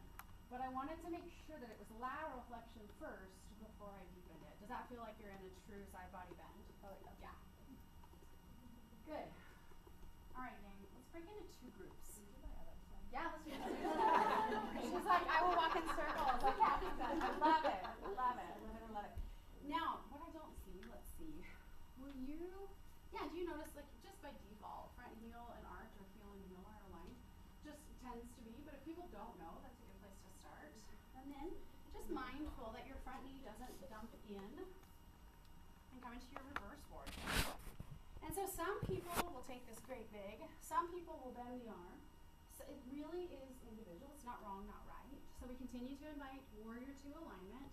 I want her to keep a nice strong core, opening the shoulder so it's truly lateral flexion, and then lateral flexion from there, continuing to keep good alignment, core engages. Nice, and you might even drop the back hip a little bit if that feels okay, or you might that might be where you are. Kelly, think about your left arch. Do you feel that lifting as you're in your reverse warrior? The arch of your foot. Yeah. You know, I don't really think about the arch. I just think about pressing into. Perfect. Yeah, just feel that as you press into the pinky edge of your foot. Notice what your arch does. Just something to think about as you're It's not. I'm not pointing out anything wrong at all. Oh no. It's just something else to think about. Should it be, or is there another? Push through the outside edge of your foot is perfect, and for some people they'll see or feel something happen in the arch. For other people it won't be. Yeah, exactly. Just something to be mindful of. Thank you very much. Really thank nice. you. All right, so two groups. Here's what I want you to do. I want you to, what do we have? 6 and 5. Yeah, 6 and 5. Let's take 1, 2, 3, 4, 5. This group of 5. Adjust each other in warrior 2, extended side angle, and reverse warrior. And so you can 2, 2, and 1, kind of just tinker however you do, work between each other, adjust, adjust. I want you to think axial extension. I want you to think knee flexion. I want you to consider knee extension in the back leg. Notice shoulders in reverse warrior setting up for lateral flexion. Same thing on this side. It might be more clear with an even number of people. We're going to take like 3 minutes for that. So just really quickly, I want you to think about how your hands can help facilitate the movement that is happening. Let's do it. Take a moment, break it out. I traditionally have, as Like the at this point? depending. I'm just kind of back. I just started recording again. If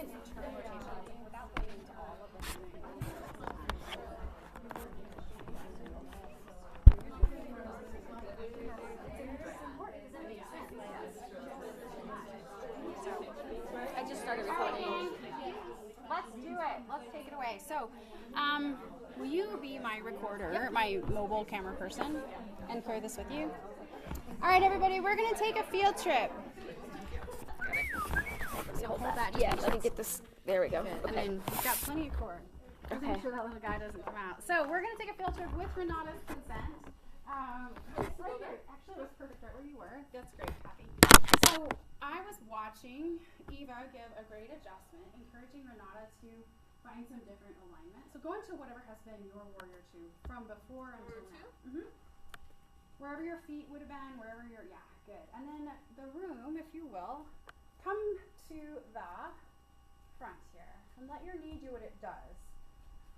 So, and now you, because I know you are able, does this feel uncomfortable or do you feel like, yeah, go team. So now let your knee knock in just a little bit.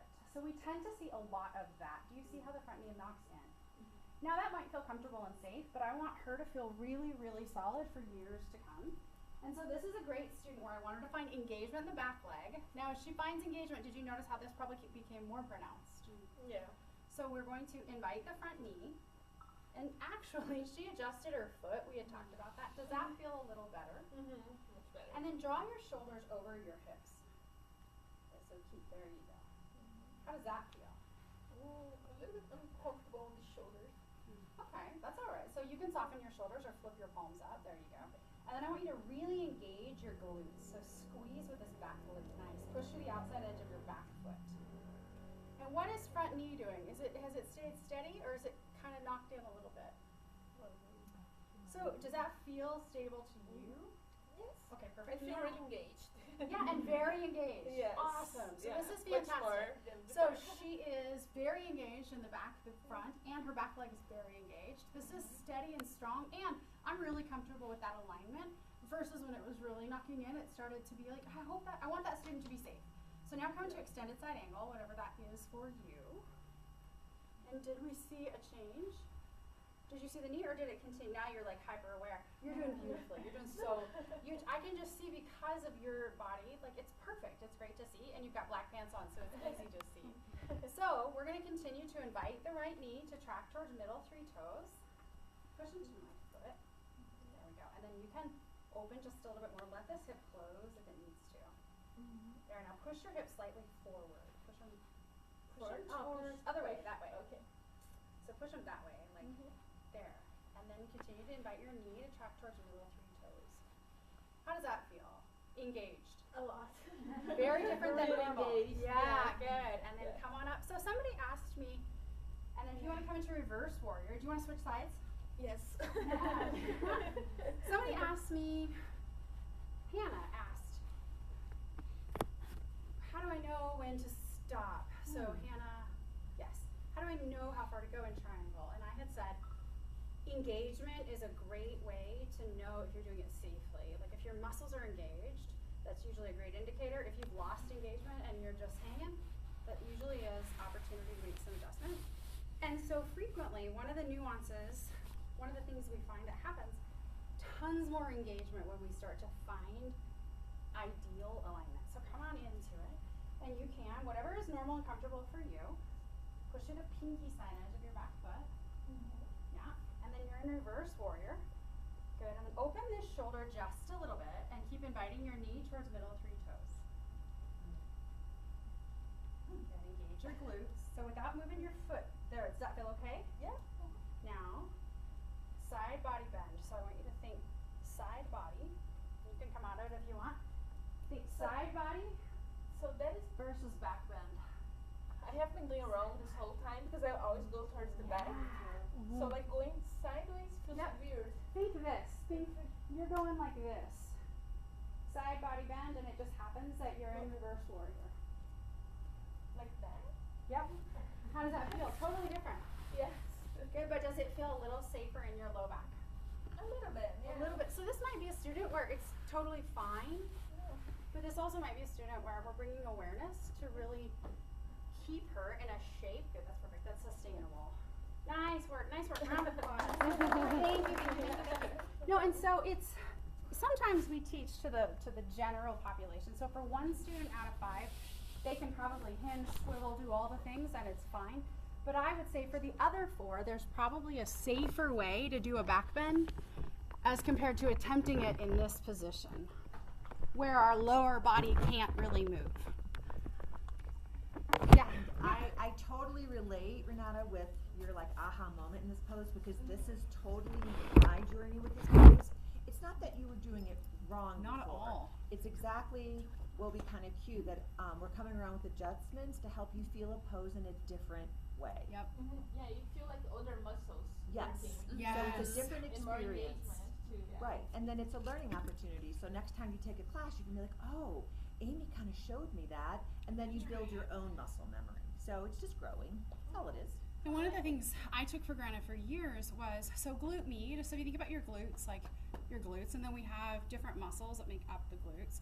But in a lot of these postures, the warrior dance specifically, there's a lot of glute and specifically glute med engagement.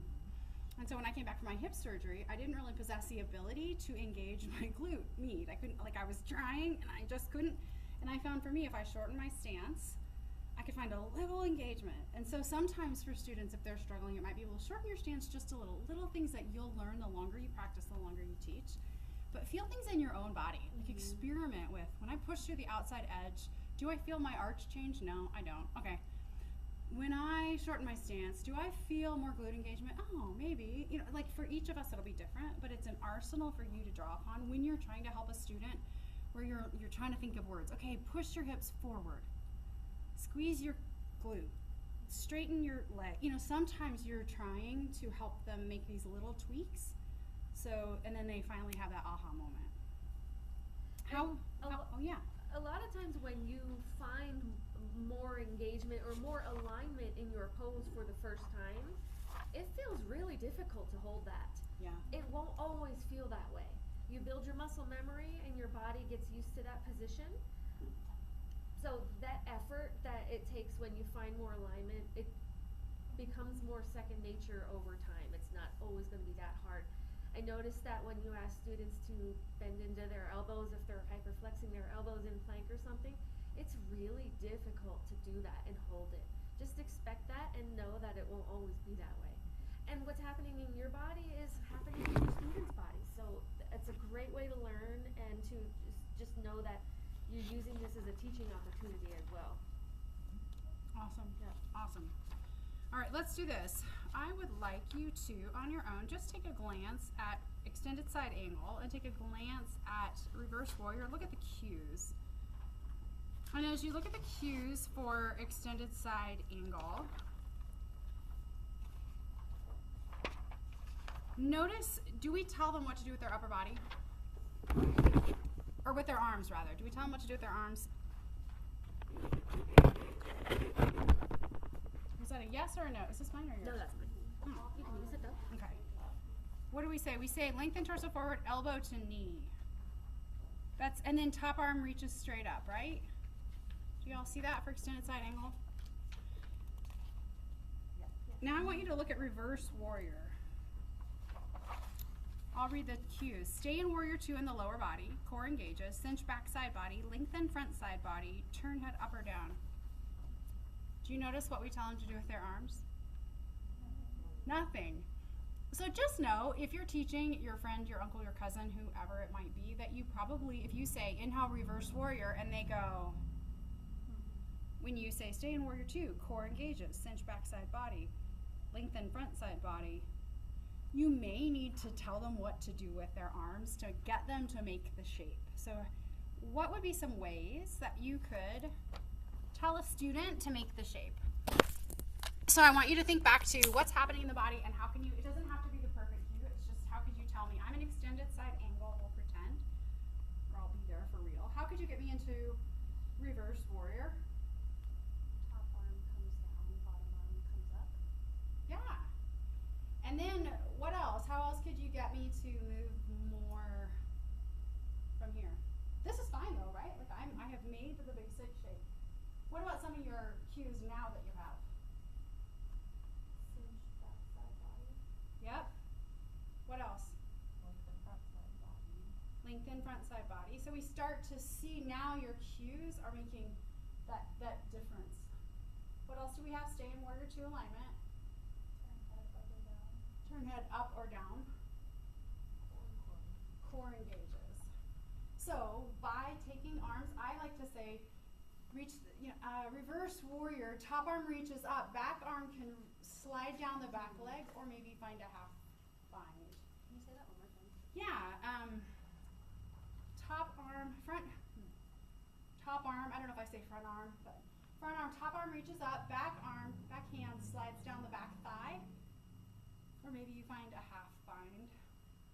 But for basic, backhand slides down the back thigh, front arm reaches up. Something to that effect, such that you give some kind of an upper body cue. Again, not imperative. If you don't give it when you're teaching out, that is just fine. And for half the classes you teach, you'll never have to say anything. You can say reverse warrior, and people will move their upper body and their arms. However, the place where you are, where you're teaching a lot of friends and family, and some of whom don't have yoga experience, it can be good to realize, oh, well, I don't really have any cues. Yeah? I was stumped at that one too. And I was teaching I was people. too. I was like, so good point there. Yeah. I was teaching a friend, and I said reverse warrior, and I gave the cues, and he just did that. Like, what? Huh? And then all of a sudden, I had to think anatomically what's happening. Okay, lateral flexion, but the arms are coming over, so arm comes up and reaches back. This is where it's good for you to think, all right, what's happening anatomically? How do I get into that position? And then cinching backside body, or the left side or right side, that's that lateral flexion cue. Is there a reason why there isn't an explicit upper body cue in reverse warrior? I have a feeling it's been omitted, and that we realize it in sessions like this and then we don't remember to change it is probably my guess. Or to change it, we'd have to change all the different manuals, or the manual. I have a feeling it's something, just an oversight is my assumption.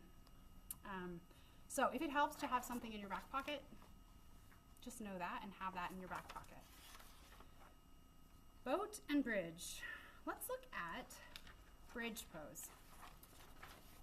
So when we look at bridge, all right. Okay, let's look at bridge, and I've got an idea. All right, what do we have? 11, 3. So will you count 2, 3? 1, 2, 3. 1, 2, 3. 1, 2, 3. 1, 2, and I'll probably put you 2 in one of the others. Okay, so find your group, 1, 2, and 3. Let's see, 1 on this side, 2 in the middle, 3 over here. Perfect.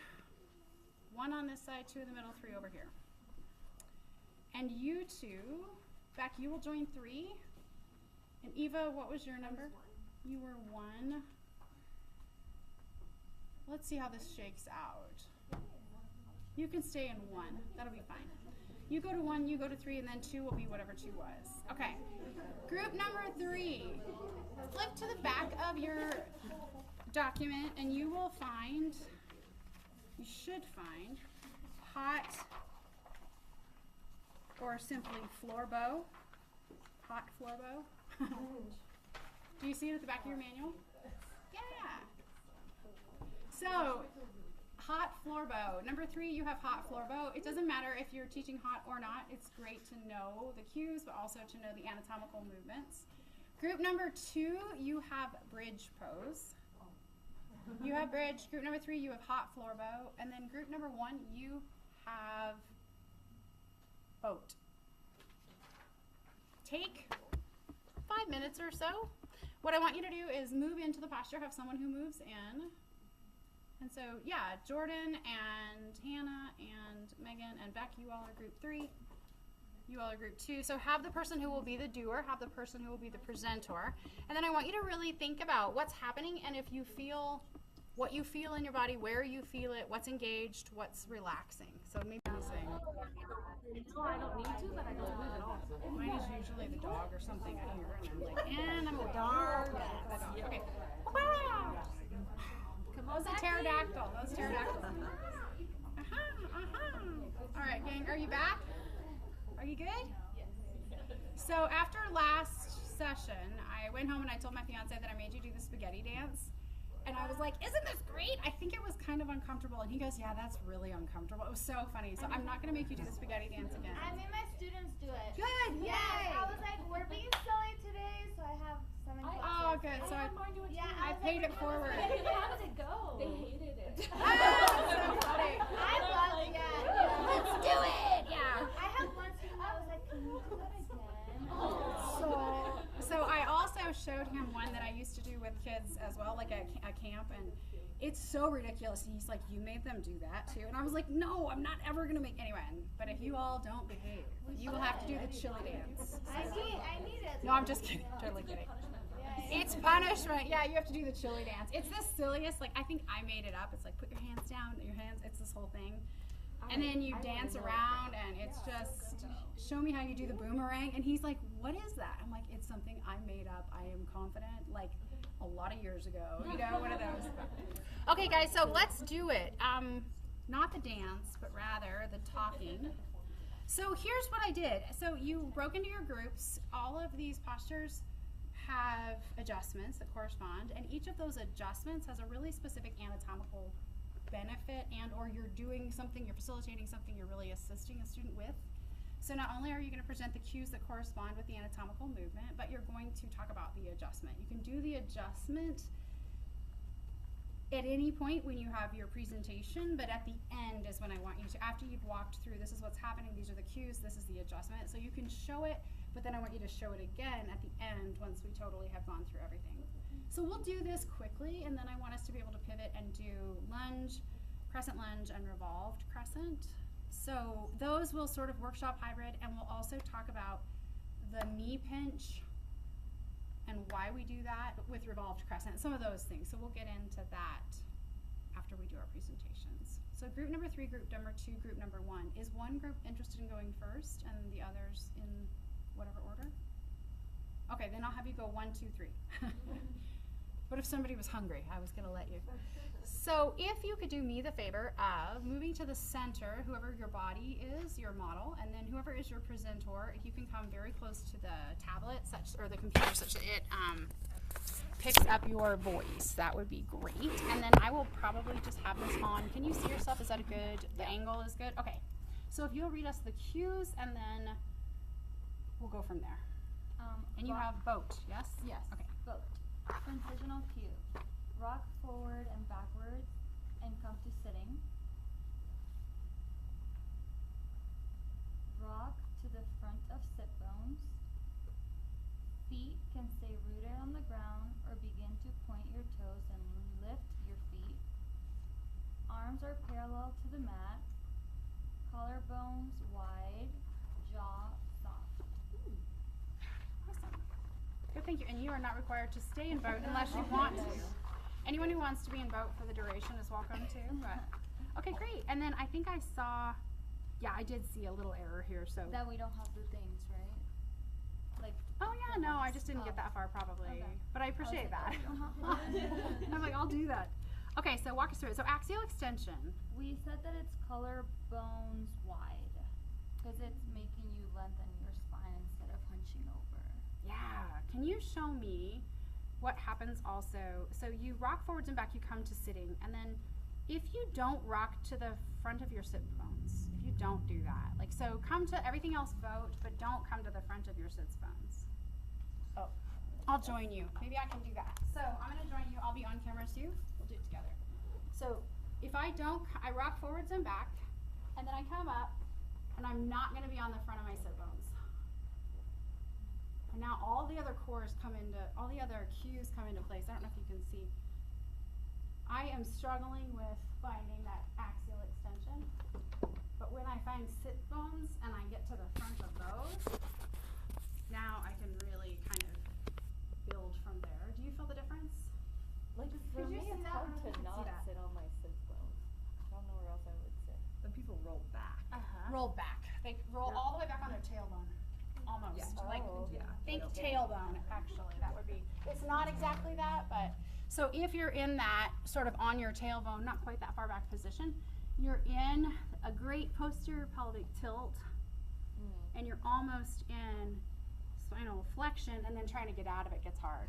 So just so you know, guys. Okay, so rocking onto sits bones, important, For the axle extension. as well as opening through the collarbone. And then we have shoulder flexion, and we said that it's arms parallel to the mat. Because Yes, shoulder flexion. Perfect. elbow extension, we also said arms parallel to the mat. Yes.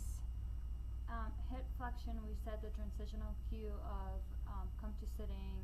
Then we said rock to front of sit bones, and feet can stay rooted on the ground, or begin to point your toes and lift your feet. All of it. In boat pose, pretty much anything you do, you are going to be in some degree of hip flexion, just like we are all in our seated position. Perfect. Knee extension, likely with some flexion. That should be flip-flopped and say knee flexion, likely some knee extension. Okay. So bent knees, knee flexion with some extension. It's just, I need to flip-flop that back.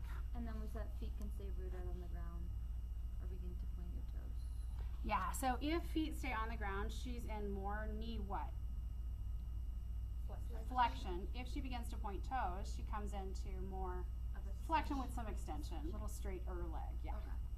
And then nervous system integration, we said jaw soft. Yeah, absolutely. The jaw soft. And then do we want to talk about the If you could show us the adjustment and speak to that as well, that would be great. So,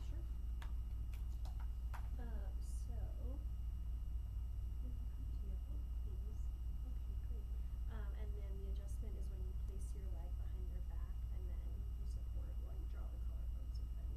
Do you see that that she demonstrates a little more axial extension? Did you see that? And Yeah? then- yes, and we said that was axial extension. Axial extension. Perfect. Perfect. Perfect. Good. You could also say it's a little bit more, it's stabilizing as well. If somebody, and you know, it's just helping with overall alignment, but certainly primarily axial extension. Okay, group number 2, bridge pose. Does anybody really like boat or not so much boat? Are you 2 or 3?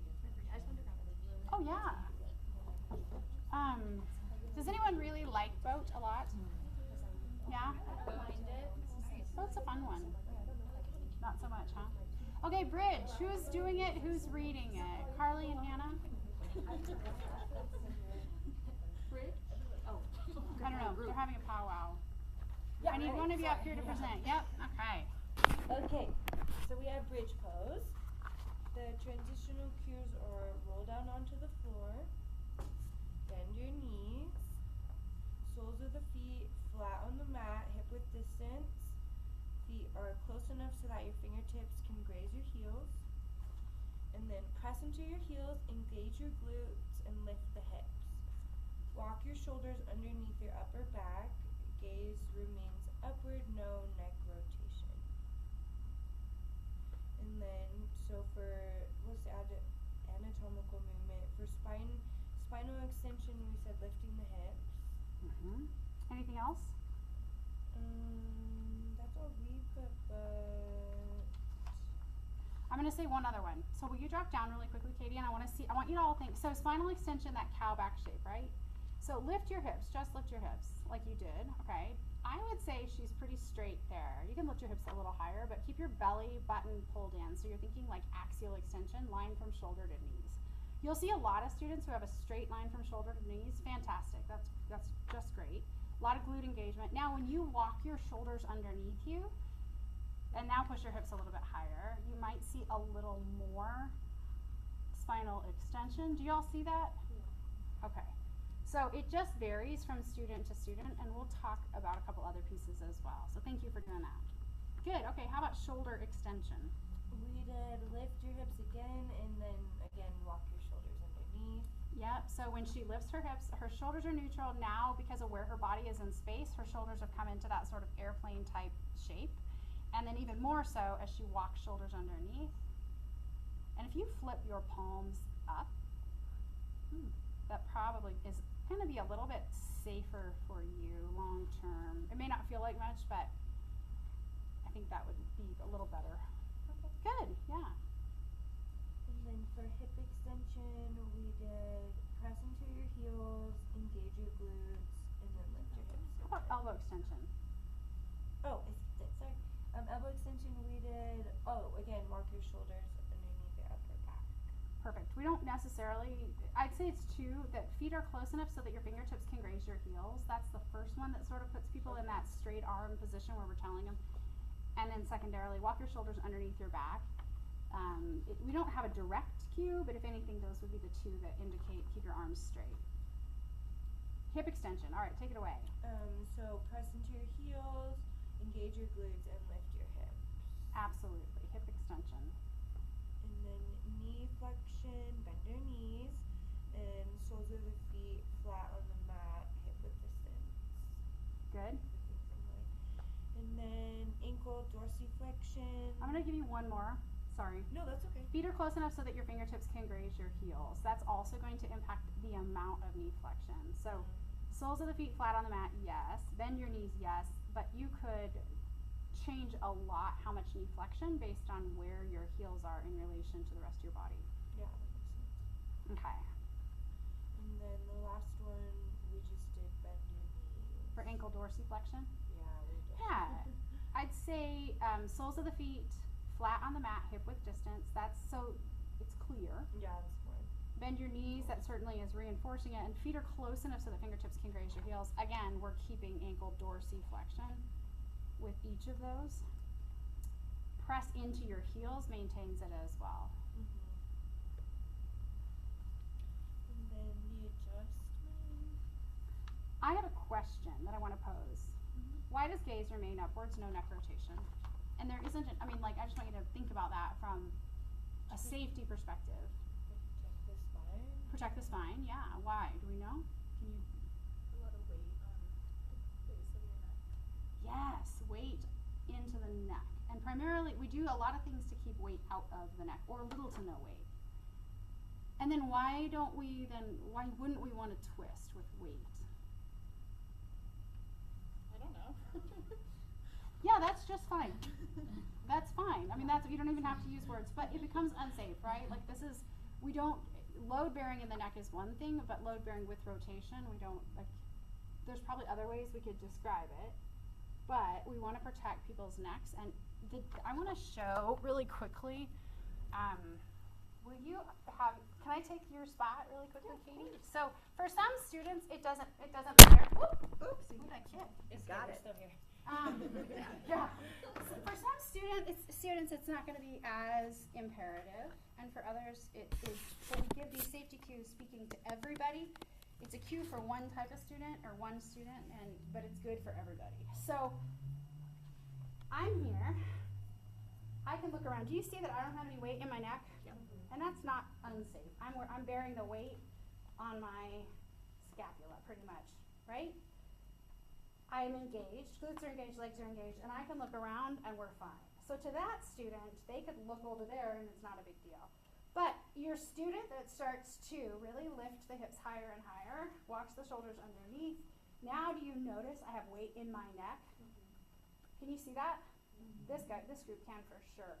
So now, and as my sternum gets closer to my chin even, a lot of students, we start to see a lot of shift into the neck. Now it becomes unsafe.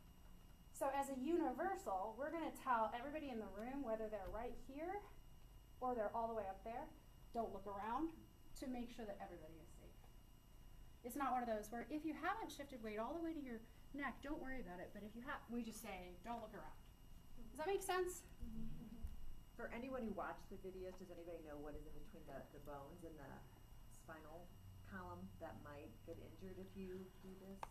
So there's the discs, yes. Yeah. The thing is. No, that's Yeah. okay. She's like, Yeah. and Yeah. Yes. yeah, Yep. Nerve endings. I have a pinched nerve and Yes. a Yep. disc in my back.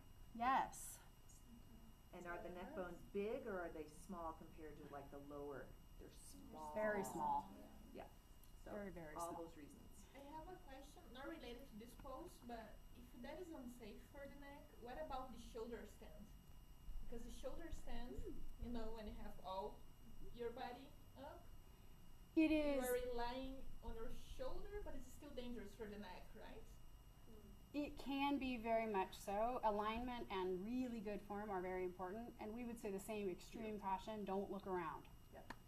So And don't move your Don't head. move your head, yeah. Just keep like looking forward. Anytime you're weight bearing, no matter what shape you're in, if you're bearing weight in your neck or your head, don't move. Would be a good rule of thumb. And if you're not sure how to do it, I would say don't do it until you're really sure how to do a pose if you're shifting weight into your neck. Yeah. So just like going back to like the alignment of your individual vertebra and the disc, Yeah. if you're flat, then the discs are aligning properly with the I'm No, pretty it's much okay. right. It's okay. But then if you twist, then you have different levels of protection, or like different. Is that kind of a way to explain that? It's a really good question, and without going down a rabbit hole that doesn't need to go down, when you add rotation onto your discs, you get into weaker aspects of the disc, just because of the way the fibers run. So, and really all your students need to know is you just want to keep your neck safe. So just Yes. nose up to ceiling, keep your neck safe. Keep your neck safe. And if you want to talk more afterwards, whatever, but That's yeah. just interesting. Yeah, I'm trying no. to visualize it. Yeah, it's a good question. And I have Can you say, sorry, what you Oh, I was like, think of like an Oreo, like the white part Yes. is Yeah. your So disc. it's like you're smushing yeah. one. Or a jelly donut. And then the black part of the cookie is your vertebra. And Yes. the more you squish it, you can take an Oreo and go play at home, but like move it back and forth and you'll see the Yep. white part is getting like bigger on one end Yes. and smaller on the other end. And then adding rotation into that, it just creates bigger Stresses. changes. Yeah, it just more makes you- opportunity for stresses. injury. Yes. Yeah. Yeah, Oreo, that's Go great. get some Oreos, guys. Yeah, that's great. Yeah, we could be like, this is what, but yeah, don't do this at home. Good. Okay, and then what is the adjustment? Will you come back to that? So thank you so much. Good job, gang. Thanks for that little interlude and great question. And if you're curious about the spine, the discs, we have all that in video, and I can also share with you some resources too that talk about it from a yogic perspective specifically. So thank you. You're like, please take it off of me. Yeah, no, that's good. I haven't actually done it, but is this correct? Yeah, I mean, let's see what you're gonna do. I'm not sure what you're gonna do. So. I would just lift her hip bones up. Yeah, so a little less. Did you just say? No, so that's good. This is one where, why a little less? Where did it start to hurt? Or where were you concerned? I was getting a lot of compression everywhere, yeah. Yeah, I was like, you're "Oh my beyond God." be careful when you, that's a good one where you don't want to be creepy about looking into people's eyes, but it's like, tell me when, or you look in their eyes and you'll feel a hard stop kind of, but also there's a look but just go slow and say, tell me when, and then you can look to the side or something, that way if it's uncomfortable. But yeah, so you're going to help facilitate a little lift, and you're going to get buy-in from her, tell me when, and that's probably not as much as you were prepared to do, because you're standing and you're ready to pick up. So I'm glad that happened, as long as you didn't get hurt. But it's a great rule of thumb, little by little by little, let the student. Yeah, a couple of, there you go. Good. So what are we facilitating with that adjustment? What happened? Like from an anatomical perspective, what did you see more of? Spinal extension. Yeah. And shoulder opening? A little more. Yeah, we could say depending upon where her body was, there might be a little more scapular retraction theoretically as you lift. There might not be, but maybe. But more spinal extension. Good. And some hip stabilization too. You might have impacted the angle of knee flexion, not radically, but that could be something as well. Is squeezing my knees, is that part of the adjustment this time? Is that one part of your, is that one too? Squeeze against your knees or reach out? Yeah. Like if people, So- their knees aren't in line with their ankles, that's Yeah, what I so do. a lot of students have their ankles super wide or their knees super wide or both. And so if you give them something to squeeze against, sometimes that's where a block can be really nice. If a student has a block, I would say first reach for their block, place that in between their thighs because that can feel much safer from a trauma-informed perspective. Place a block, squeeze against the block, and then you're providing them something. If you know this student, yeah, you can put your hands there, squeeze against my hands. You just want to be really mindful that they're in charge of all of that when we offer it, yeah.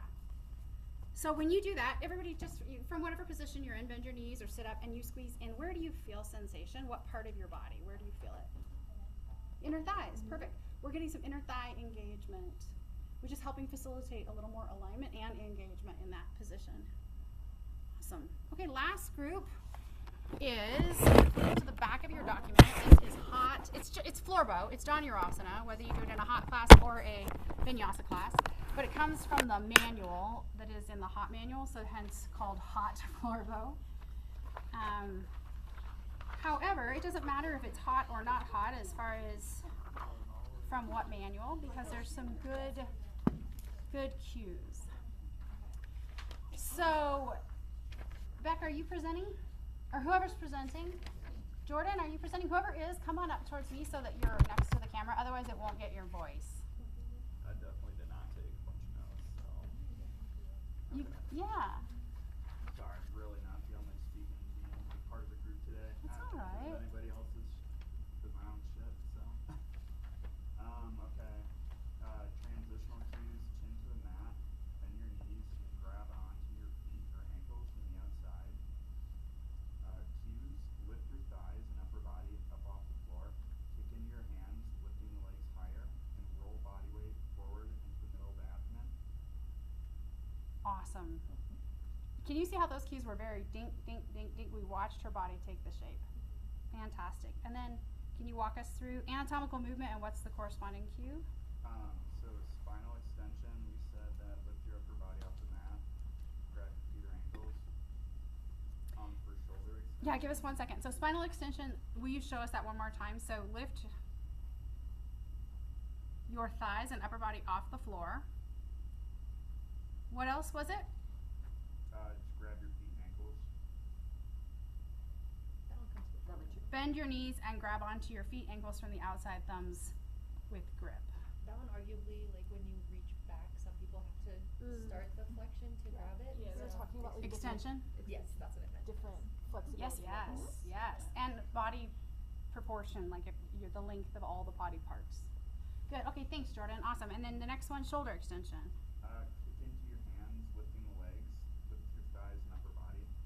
So the first one, kick into your hands, lifting the legs higher. And then what was the second one? Is there a second one? Just lift your thighs and upper body. Lift your thighs and upper body off the floor. So shoulder extension, when you reach back and grab your feet. So if your hands are by your sides, you're in neutral, right? So I'm gonna say bend your knees and grab onto your feet, ankles from outside, thumbs with grip. We come into shoulder extension right there. Can you see that? And then kick into your hands, lifting your legs higher. And lift your thighs and upper body off the floor. We start to see that much more shoulder extension. And you have a lot of it to demonstrate, which is awesome because we can really see it happen. I'm tired. She's like, I've done this 65 times. Awesome. I keep coming back to the floor. Good. You can. No, that's fine. All right. How about elbow extension? Grab your feet and ankles, kick into your hands. Yeah, so it's that cue. Bend your knees and grab onto your feet, ankles,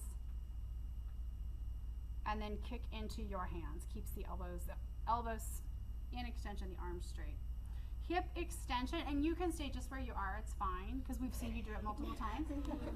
Hip extension. Will you read the whole cue just for my own brain's sake? So, what hip extension cues do we have?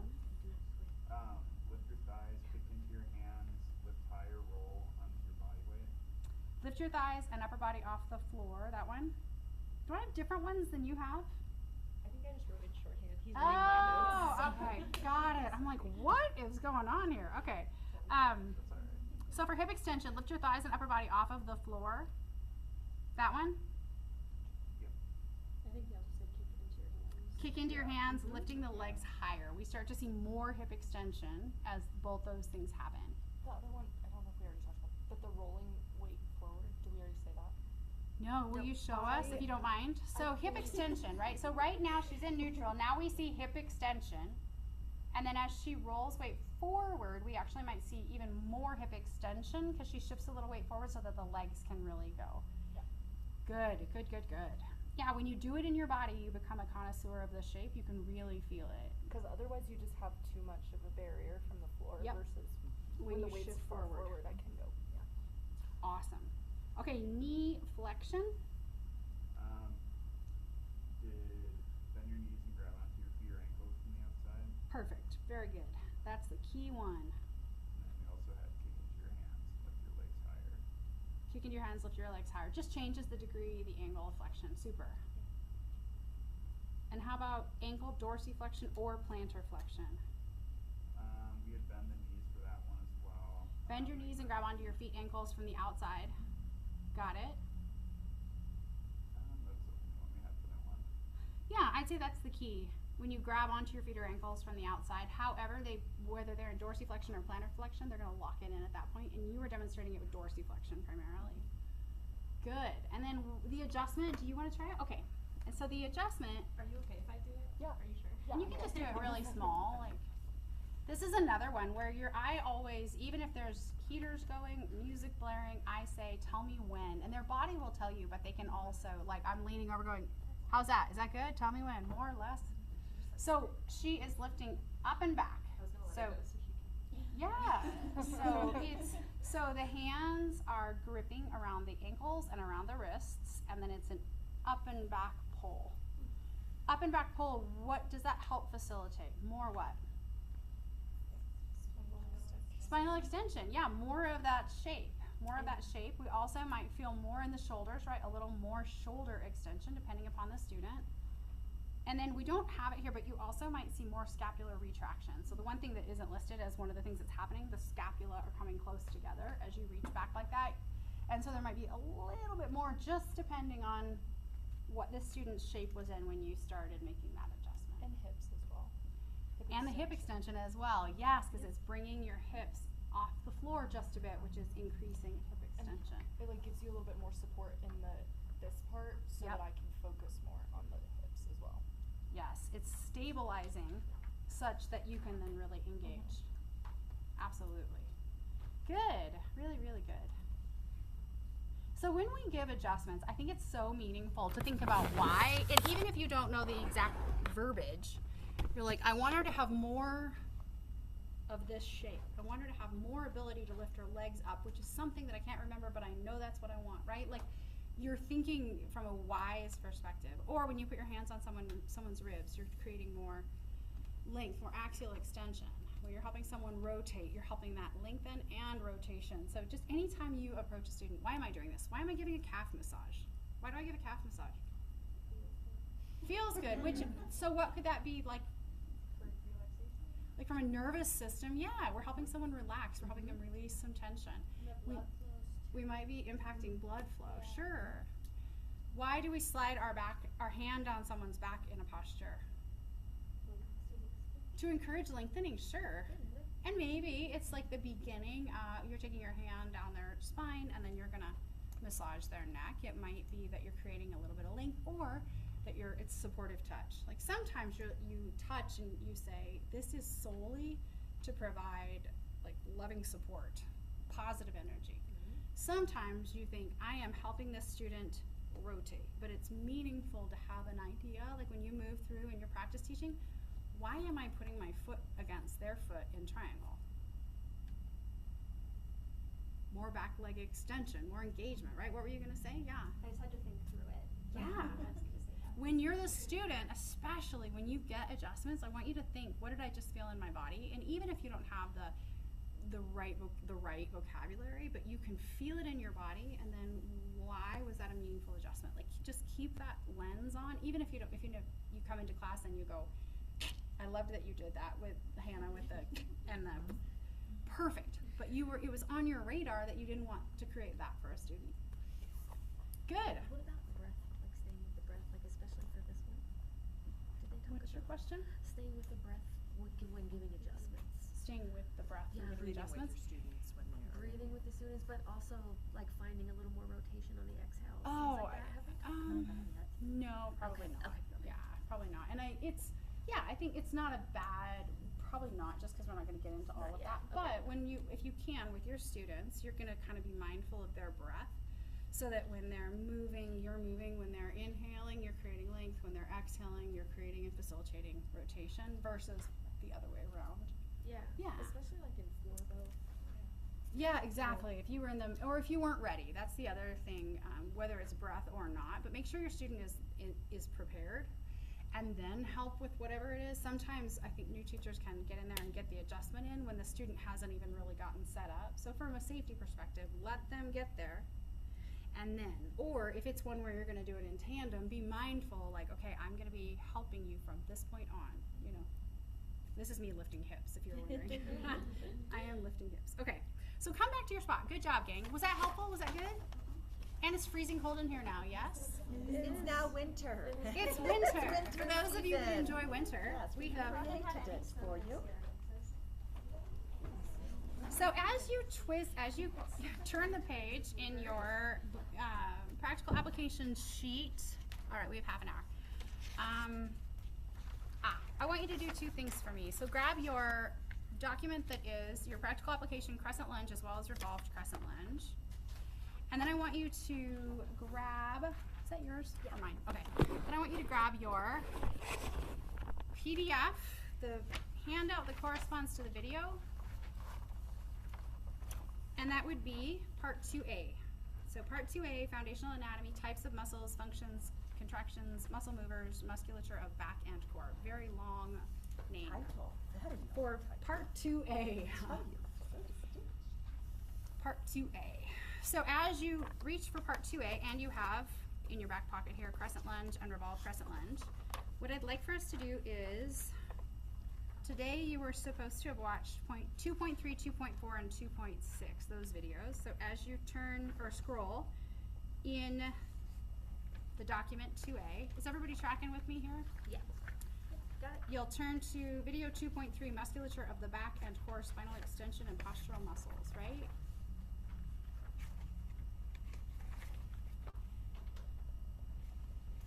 Yes, no?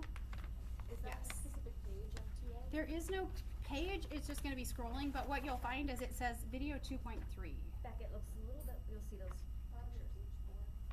Oh, is there a page? Okay, so there may be a page, but depending on what you've got. Okay. And primary muscles, well, you'll keep looking, primary muscles of spinal extension and postural muscles. So spinal extension, we just saw spinal extension in which of those postures? Floor bow and bridge. But floor bow, we really saw it, and Hannah was able to show us to a grand degree because you have so much mobility there. So the muscles, the primary muscles, backside body muscles here. So if you take your hands and you find your spine with your hands, and then you run your hands on either side of your spine, you can reach the lower part. Like, you're feeling erector spinae. What the really great thing is, which you can see, erector spinae, multifidi, and then we'll get to iliopsoas momentarily, but erector spinae and multifidi, they run from very low all the way up to very high. We can touch down low and we can see them engage on people, but just know that they connect low and they run all the way up.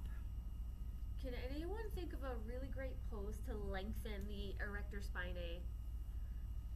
I have a question. Where should I be looking? Because I'm trying to visualize that word that you're saying and I cannot. 2A, Yes, it's on like page 4-ish. If you see the 2.3, it tells you what video, so yeah. Button. And there are the pictures like yay that show highlighted if you're on it digitally. There's erector spinae, there's multifidi, those are deep, deep, deep. Those are a couple. And then yeah, to the question that Kathy posed, how could we what was your question? Feel a sensation Yeah. of lengthening? Can anyone think of a pose that we help the students lengthen their erector spinae, the multifidi? You can think of it as stretch, if that helps. Stretch, lengthen, stretch Yeah. versus contract, engage. And it involves a lot of flexion. And it's very early in the class. Even earlier. Yeah, I think we're Which- hitting it there. Yeah, which- child's. Child's pose, yep. And also a specific kind of forward fold. Yes.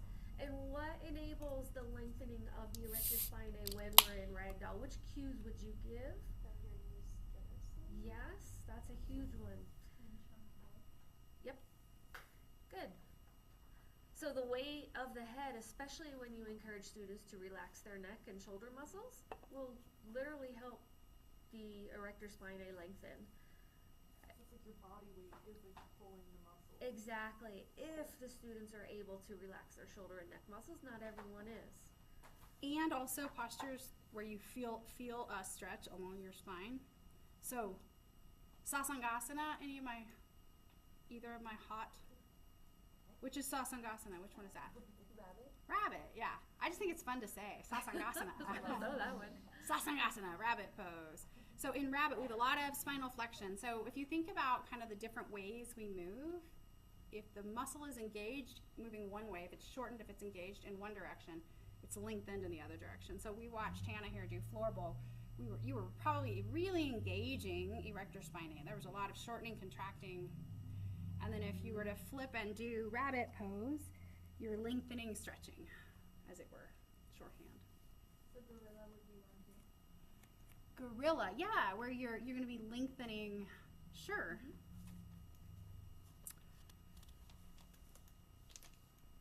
I think we'll save iliopsoas for a different conversation because that's such a biggie. We're going to get into psoas conversation next time, but maybe a little bit later. So now if you go to video 2.4, we're going to look at spinal flexion. So spinal flexion, the rounding over and or, what do we do in the middle of class? After sunbeam, yeah, core. And in Supta Baddha Konasana sit-ups, let's just say, are you coming from a pretty neutral spine to spinal flexion? Yes? Some of it, or you're finding that engagement, right? You're finding a bit of spinal flexion. Or if we curl and round. Am I in spinal flexion here?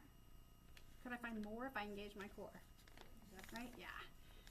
Crow. I was working with somebody on crow. And we want all the spinal flexion you can get. There is a ton of pull up and in, draw in, get your core engaged, tight. A lot of that to help create spinal flexion. So key muscles of spinal flexion, rectus abdominis, and if you keep scrolling, so we're under video 2.4 and you've got these photos, whether in color or black and white.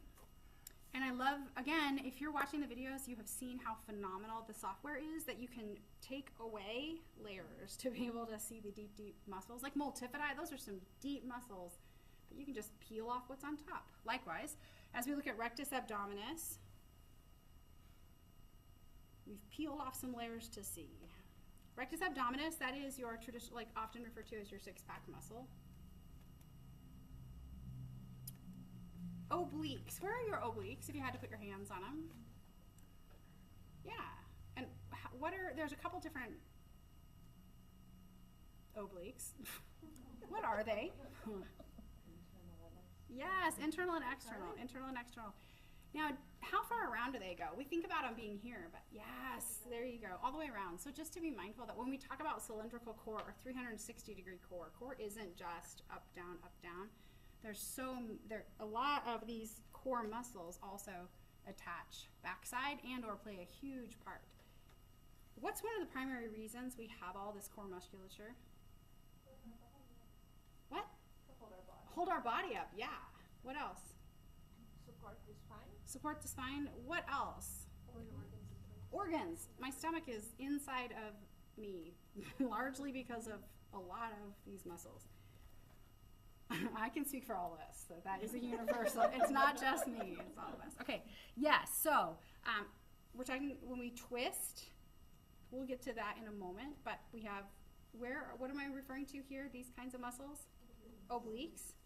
Primary big muscle here, what we call six-pack is Yes, and we'll keep unpacking as we move along. Shortening cat, crow, rabbit, we're engaging the core. You could also say if you're really crunching and lifting. And then lengthening, floor bow. Did you feel a lengthening in your abdominals? Yeah, you felt a stretch maybe, probably a big stretch on the front side. Would we call that like an eccentric movement? Or am I misapplying that term? Eccentric in what, well, Let's say in what muscles? no as a general. You're thinking, I love the way you're thinking. Sorry. No, it's perfect. Let's put a pin in that and come back to it, because I think we have some easier examples, and then we can talk about it in a minute, but I love that you're thinking about that. Types of contractions, you have access to that. It is phenomenal. It is not your required material, but there are some really, really, really good. If you've ever gone to the gym and you're like, I am doing this, what's happening? I want to have a little more bang for my buck. Spend 8 minutes watching the video and you'll have a much better understanding. I mean, there's some really good material. We're trying to sell it up here. And we'll get into some of the technicalities of that next time too, as far as your licensing and credentialing and the need to have watched these videos. But okay, so as we continue, what do we talk about? Okay, good, we do get there.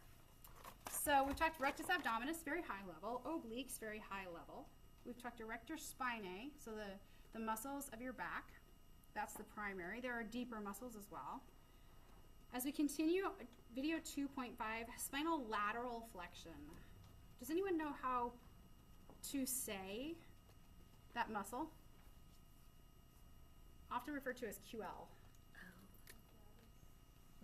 Quadratus, what? Lumborum, yeah. QL. And again, you're not going to say to a class, hey, let's really fill this in our QL. You might. I mean, you might. I probably have, and probably half the class went, huh? But Janu Shirshasana if you want to. And then if you start to kind of feel around, sometimes we can, especially if we come with one hand on the inside and the other hand reaching up and over, you might feel a stretch. And it might not be quite quadratus lumborum. So, but come into this position, so I have my right leg straight. I'm gonna take my right arm to the inside of my right leg. And I'm gonna use right forearm to push against the leg. And then I'll start to lean over, and I can take left arm up and over. So I don't wanna be crunched and rounded. I wanna find length at first, so it's that lateral flexion experience. But do you kind of feel some sensation either on the one that's sort of engaging the shortening or the one that's lengthening? Yes? Yes, no? Yeah. So one might be activating the shortening version you might feel, or depending upon how you're set up, you might feel a little stretch lengthening on the other. If you feel your last rib on that side that you're stretching open, you'll feel get on your quadratus. Just right below there. Yeah. Yeah, that's kind of a tender spot on most people. That's your QL. Your QL. And then if you want, try it on the other side. And depending upon how you are rotating or not, but I love this particular posture just to kind of feel into it. You can feel it and then you can find some different engagement and stretching. What other poses can you really like? Open up QL. Yeah. Because this is a very unique sensation, like right here. Do you want to feel? Yeah, feel. Yeah, it's not one that is in the manual, but it's one that people add a lot. Would be in mountain pose. A lot of people come in and do cactus the arms first, and then come back up, grab, and lateral flex. I like to do it in mountain pose because I feel like it really helps people loosen up and get grounded in that motion early in class. And spaghetti dance. Obviously. Hot class. Ardha Chandrasana with Padahastasana, arms come overhead, right? And then we come over this lateral flexion. And that's an opportunity, same thing, but it's actually one of the early postures in class for the very same reason. And or spaghetti dance with hands over top.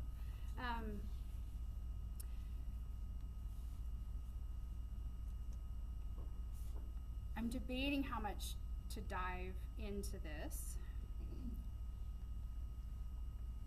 I think that we will also say, so in addition to the primary muscle of spinal lateral flexion, we have the quadratus lumborum, And then as you continue to scroll or flip, you'll see that there are others involved as well. That's the one amazing thing about our core. If you're feeling a little sensation in one place, it's probably not just one muscle that's stretching or engaging, shortening or lengthening. It's probably a whole host of them. So this is an opportunity just for you to know that you have this material and to see where it is so that you can refer back to it if you would like. I think I'll leave it at that and keep it pretty high level, but we have, like, you'll see erector spinae, unilateral contraction, contralateral stretch. We won't dive into all of that, but know that you can watch these videos where she will unpack that. Obliques and psoas, all those are playing a role in lateral flexion. Is there anything else you would interject or you would interject?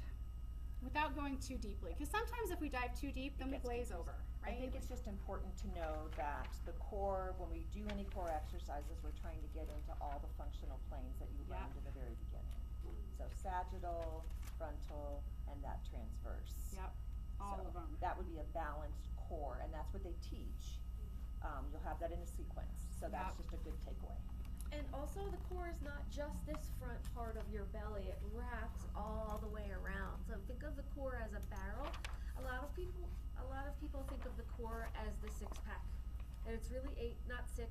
That is not indicative of abdominal strength so much as a low body fat Could be percentage. Or it could be both. Yeah.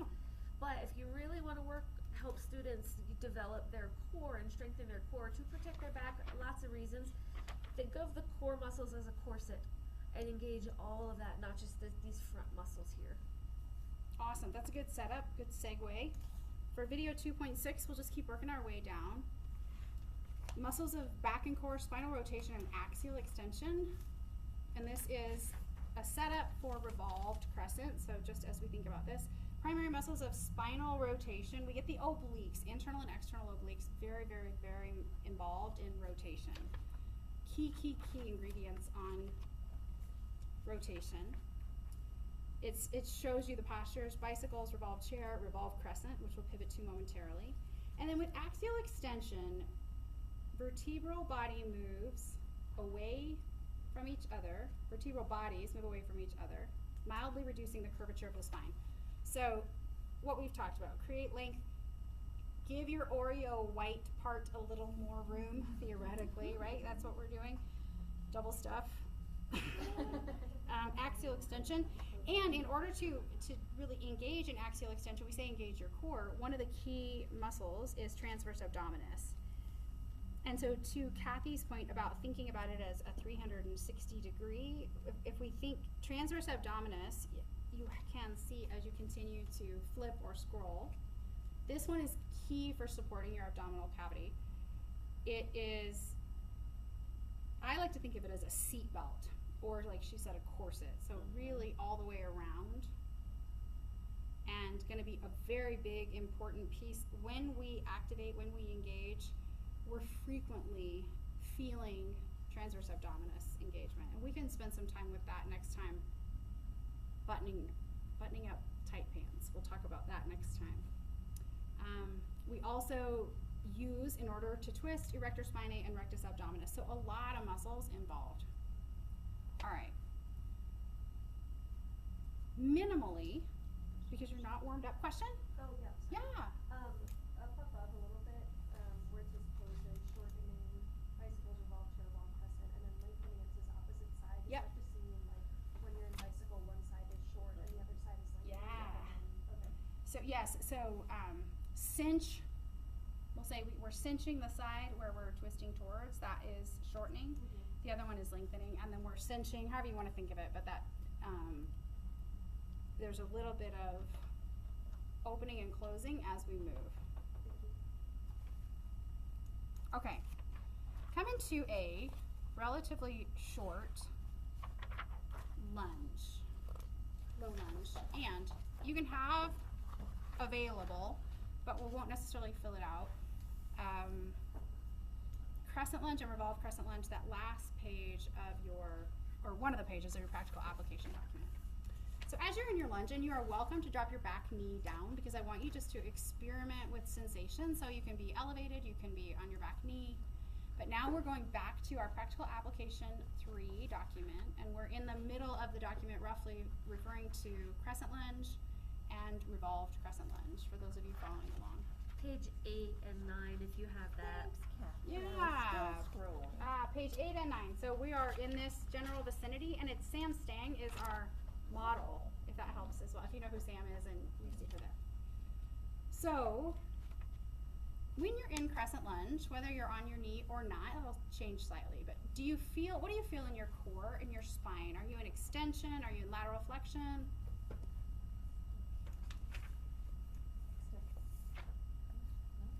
Are you in, you're in axial extension. So we're creating that length. We're lifting up, right? How about your arms? What's happening in your shoulders?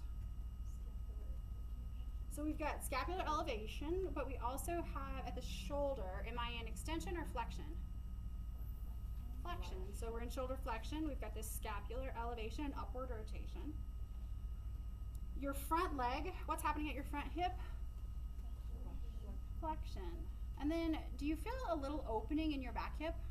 Like if you leaned forward, you might feel a little stretch. So hip extension. Contracting or shortening and lengthening, as it were, in each different respective hip. You're in plantar flexion. Those of you who are flat, the back foot is pointed. You're in dorsiflexion in the front. If you wanted a student to find more bend in their back knee, what are you actually telling them to do? Find more of a bend in your back knee if you were elevated. From an anatomical perspective, what are you actually saying? Flex your knee more. More bend in your back knee, flex your knee more. And yeah, by squaring your hip, they might end up bending their knee more. Come to whatever version. Let's come down to the knee just for giggles sake. So one leg in front, one leg behind, and we're probably a little more 90 degree. When we're up on the toe, we tend to be a little more angled. But as you are here, lean forward, hinge forward, reach forward. So do you feel that you've created just a little more length in your spine, a little more axial extension, right? So before we twist, we always create length. Bring your hands to your heart center, and your length and my length might be different, and you might need to shift how you are on your back knee or come up onto your toe. And then find a revolve position. So you're turning opposite way, Callie. Turn towards, there you go. Okay. Opposite arm, opposite knee. Perfect, perfect, perfect. And now, what I would like to know is, are you still making sure you've got good alignment in your front knee? And did anybody round their spine in order to come into this? Did you feel yourself round? Yeah, okay, so do you mind if can we watch you? Sure. So what we see a lot, whether you're on your knee or your toe, is if you twist, so just twist, open twist, hands to heart center twist. So we've got extension, she took a lengthening breath, and then she twisted to her left. Axial extension with rotation. Now, come back to center, find that axial extension, and then I want you to think elbow to knee as you twist. Often, now you kept a little more length there, but often, depending upon the student, like for me, I have to crunch a lot. Like, so I'm here, axial extension, feeling good, nice spinal rotation. If you say bring your elbow to your knee, now I'm in, what's happening? Flexion, and now I'm in flexion with rotation. Not the end of the world, right? We do that all the time. I'm flexing, I'm reaching, but if we're gonna do it over and over and over and over and over while we're in a position where we're challenging our balance, and probably better to just stay a little more elevated. Things that I want you to think about, right? So if you have a student who's in this shape, or the whole class is, firstly, where are their thumbs? Thumbs to your sternum. That can make a nice difference. That can be an easy adjustment. Other way, Katie. There you go. And the other option might be have everybody turn in that direction, but not worry about elbow to knee. If you notice, you don't actually have elbow to knee in your cues. Thumbs to sternum. Does anybody, when they twist, does anybody make the twist happen by putting their thumbs to their armpit? I feel like a superstar when I do that. I'm like, I've twisted so far, and then I realize it's actually, I just moved where my hands were and I made my shoulders feel more open.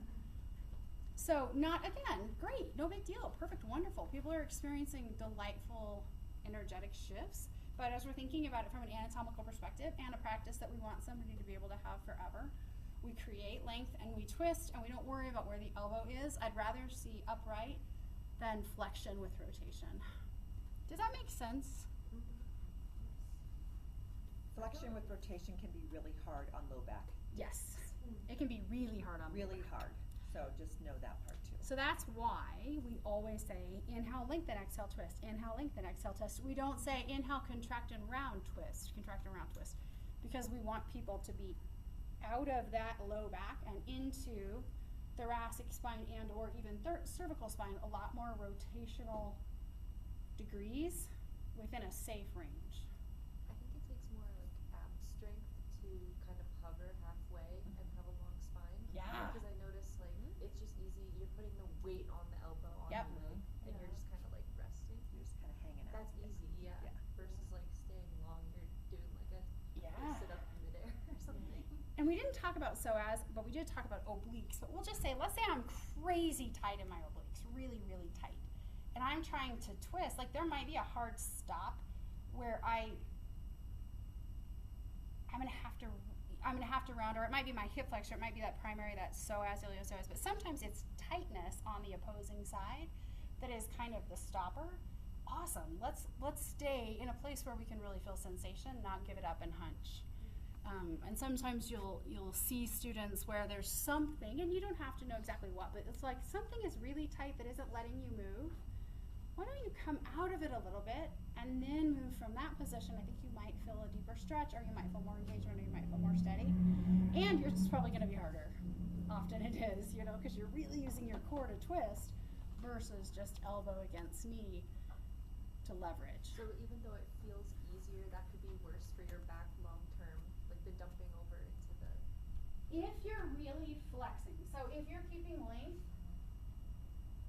that's one thing, but if a student is really hunching, flexing, it might be shearing at the low back. It might be making that twist come from a place where it really shouldn't be. Megan's got a question. Yeah. So if you I guess I do this, I kind of hunch to get in there and then I find the extension.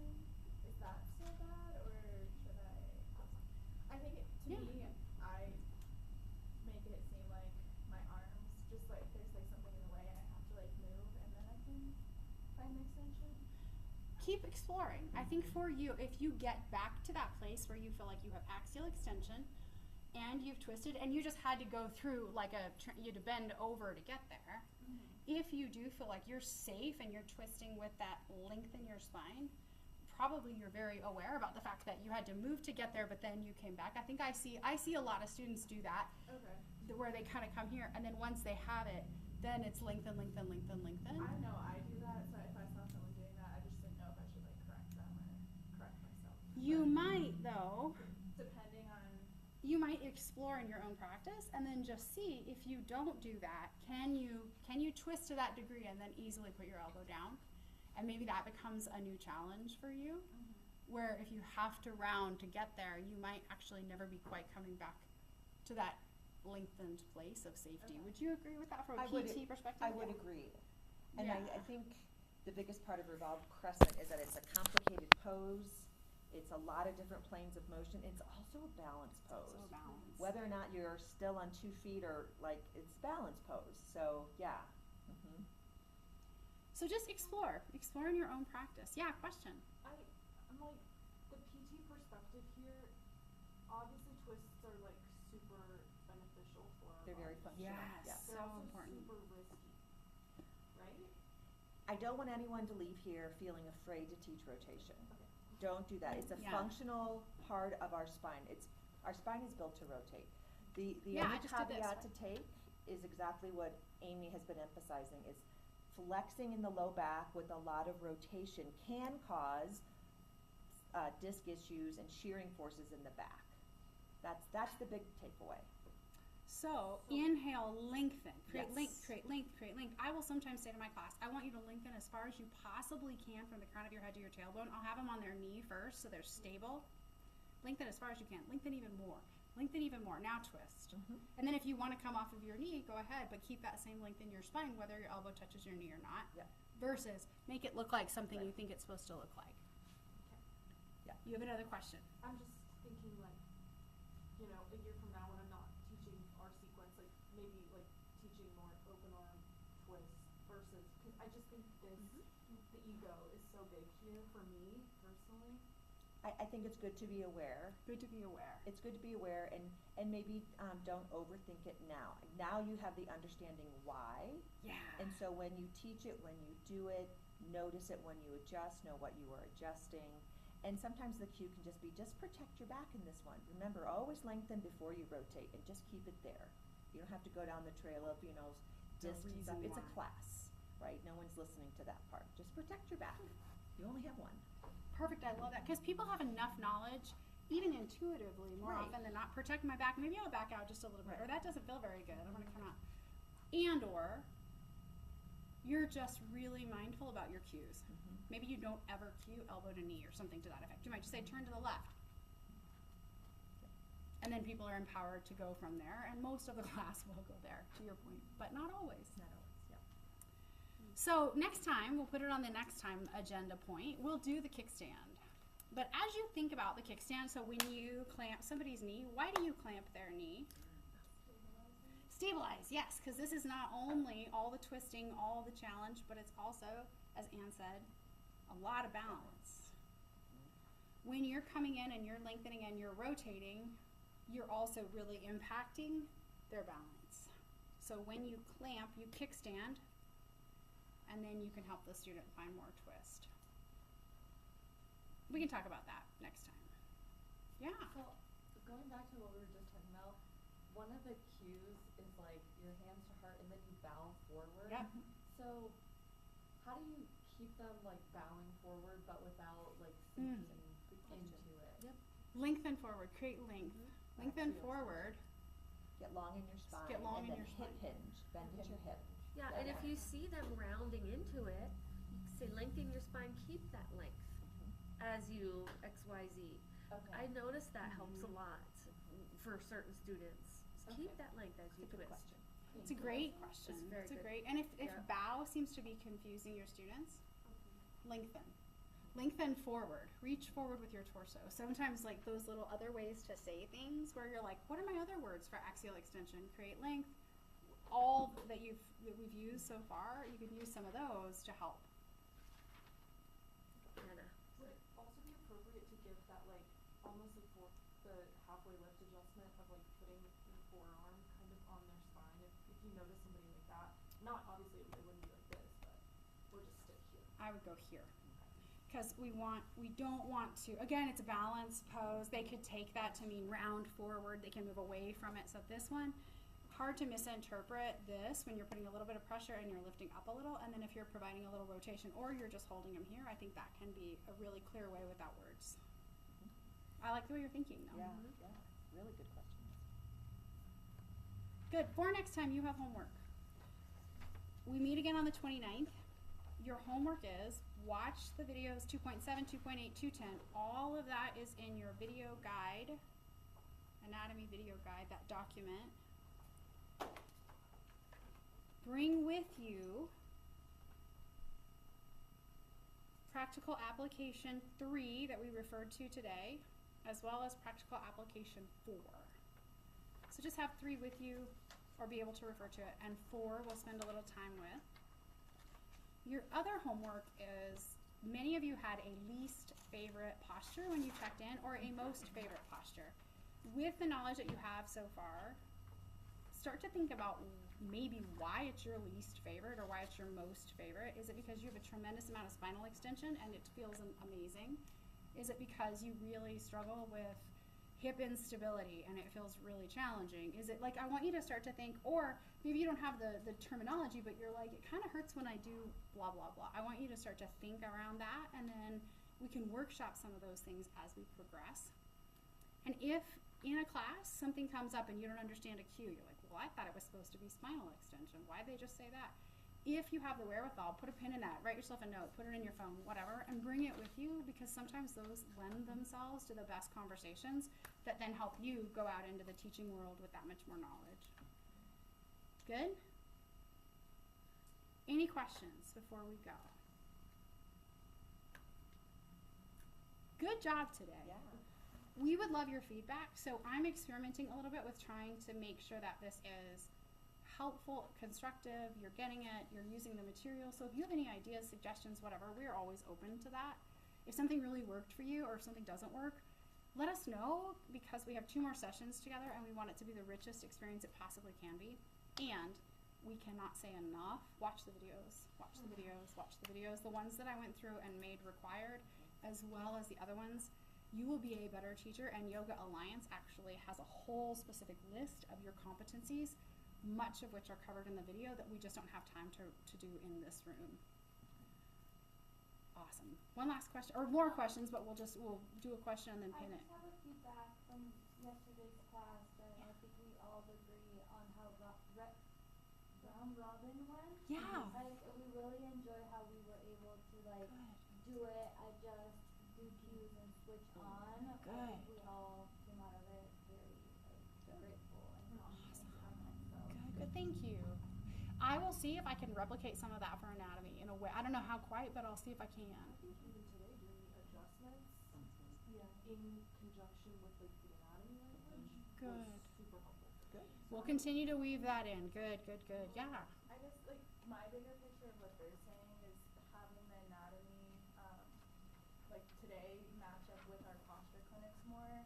Because I Yeah. think integration and then Sun A and then we have like Sun B and then we started anatomy.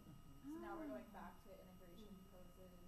It just, to me, it felt like back and forth. Good. But I don't know if like you guys have experimented with aligning them more with the posture clinics. I have. People tended to get overwhelmed because it was like big time posture clinic and then big time anatomy day, and they went nope. And so. Recognize that, so I wasn't gonna say anything, but like.